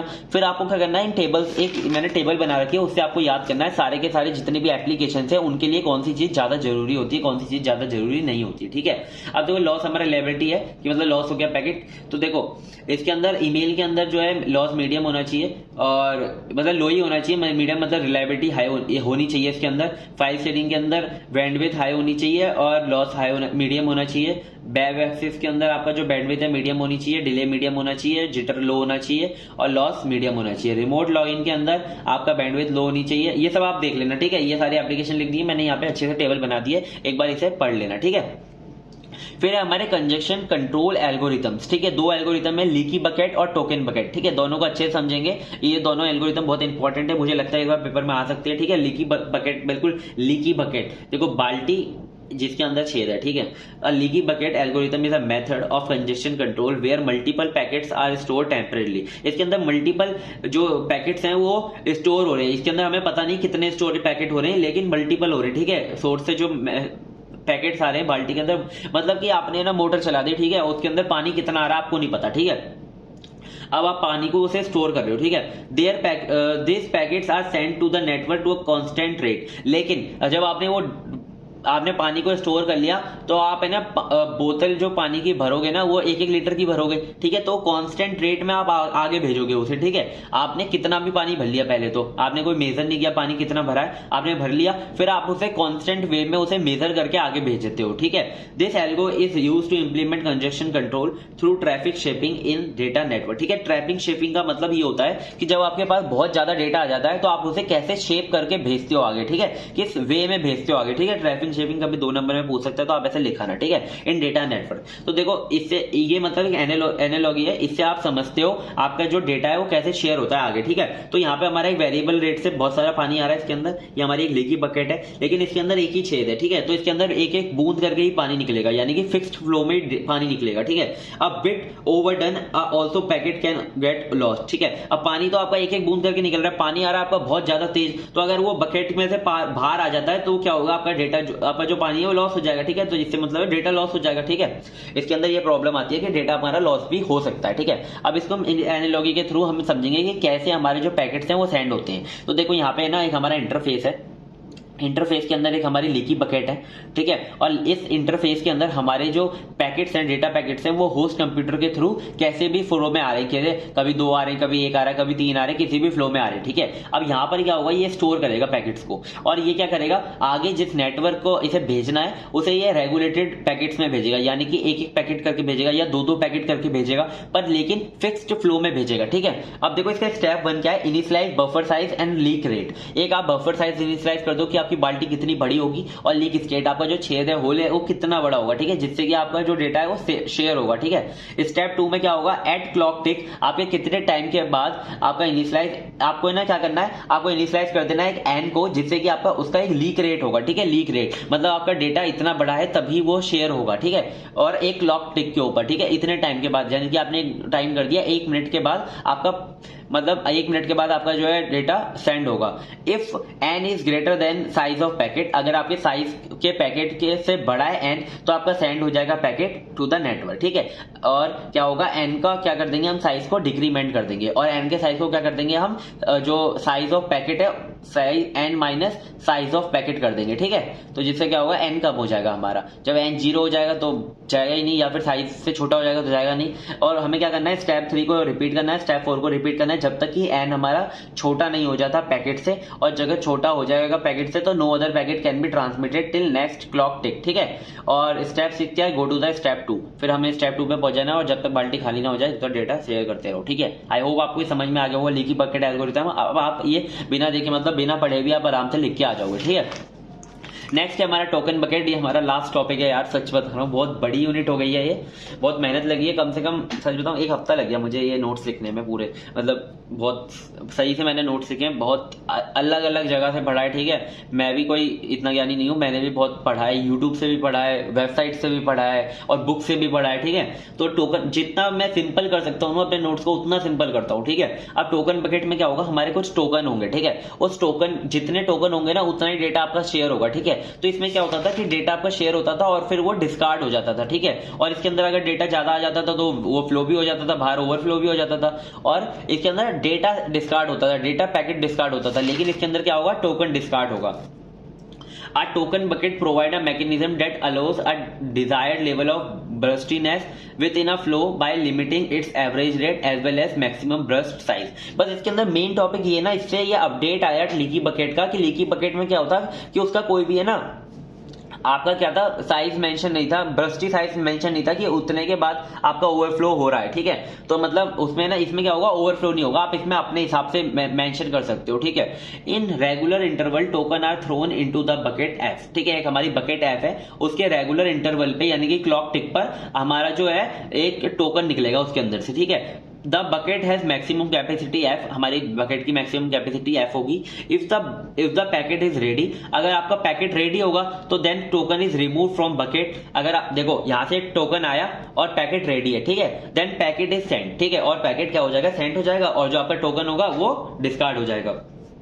तो जैसे ही आपके बाल्टी में से सारे टोकन खत्म हो जाएंगे तो आपका जो है डेटा फ्लो रुक जाएगा और वो सेंड नहीं होगा आगे। Suppose if there is no token, अगर उसके अंदर कोई भी टोकन नहीं है, then the packet can not be send, तो पैकेट सेंड नहीं होगा। तो देखो यहाँ पे हमारा ऐसे होगा कि यहाँ से हमारा टोकन निकला, ठीक है, यहाँ से टोकन निकला और यहाँ पे हमने पैकेट देखा, पैकेट है रेडी है, तो ये क्या किया इसने प्रोसेसर पे डेस्टिनेशन पे भेज दिया। फिर हम चेक करेंगे क्या इसके अंदर टोकन है, इसमें देखेंगे क्या जो बकेट है आपकी फुल हो गई है। अगर फुल हो गई है तो डिस्कार्ड हो जाएगा, वहीं पे जो है डेटा बाहर नहीं निकलेगा। ठीक है, अगर वो फुल हो गई है, जो आपका जो ये पैकेट्स हैं वो फुल हो गए हैं तो डिस्कार्ड हो जाएगा, वो आगे मतलब लेगा नहीं, अंदर नहीं लेगा। ठीक है, तो उससे क्या होगा, अंदर नहीं लेगा तो क्या है डेटा आपका फ्लो नहीं होगा, बाहर नहीं निकलेगा, वेस्ट नहीं होगा डेटा। अगर नो है, अगर वो फुल नहीं हुई है तो आपका पैकेट निकलेगा और यहाँ पे प्रोसेसर पे जाएगा और डेस्टिनेशन पे पहुंच जाएगा। ये होता है हमारा टोकन बकेट। तो ये थे हमारे congestion control algorithm, leaky bucket और टोकन बकेट, दोनों को अच्छे से समझ लेना। और यहाँ पे हमारी यूनिट 3 हमारी कंप्यूटर नेटवर्क की कंप्लीट होती है और सारे के सारे टॉपिक करा दिए मैंने, सच बता रहा हूँ, एक भी टॉपिक नहीं छोड़ा है। और जहां तक है आपको पेपर सॉल्यूशन अलग से भी मिल सकते हैं, वैसे मैंने इसके अंदर 3 पेपर सॉल्व करा दिए अच्छे से, जितने भी न्यूमेरिकल थे, जितने भी थ्योरी पोर्शन थे, सब कुछ करा दिया। ये आप सारे के सारे पॉइंट देख लो, इसके अंदर सारे के सारे पॉइंट मैंने कवर करा दिए, है ना, सब कुछ मतलब, है ना। और जहां पे मैंने ये एरो किए ना, सबनेटिंग, IPv4 वर्सेस IPv6 और ICMP, राउटिंग और routing algorithm, congestion control and QoS, इन सबको जो भी मैंने एरो किए इनको अच्छे से पढ़ना, क्योंकि पेपर के लिए बहुत ज्यादा इंपॉर्टेंट है। ठीक है, तो प्लीज यार चैनल को सब्सक्राइब कर लो, क्योंकि इतना अच्छा कंटेंट यूट्यूब पे कहीं पर भी नहीं मिलेगा। ठीक है, और टेलीग्राम चैनल को ज्वाइन कर लेना नोट्स परचेज करने के लिए। ठीक है, तो थैंक यू सो मच, मिलते हैं किसी नेक्स्ट वीडियो में। और प्लीज यार और सब्जेक्ट के लिए 6 सेमेस्टर के लिए आप डिस्क्रिप्शन में लिंक देख लेना, प्लेलिस्ट देख लेना, कौन कौन से हमने पढ़ाए हैं उनको आप जाके पढ़ लेना, और सारे इसी लेवल का कंटेंट मिलेगा सबको। ठीक है, सो टेलीग्राम चैनल पे आप जाके नोट्स परचेज कर सकते हो। थैंक यू सो मच, मिलते हैं किसी नेक्स्ट वीडियो में, तब तक के लिए बाय बाय, टाटा। ठीक है, और अच्छे से पेपर देकर आना, पेपर आने वाले हैं जल्दी से। Bye bye.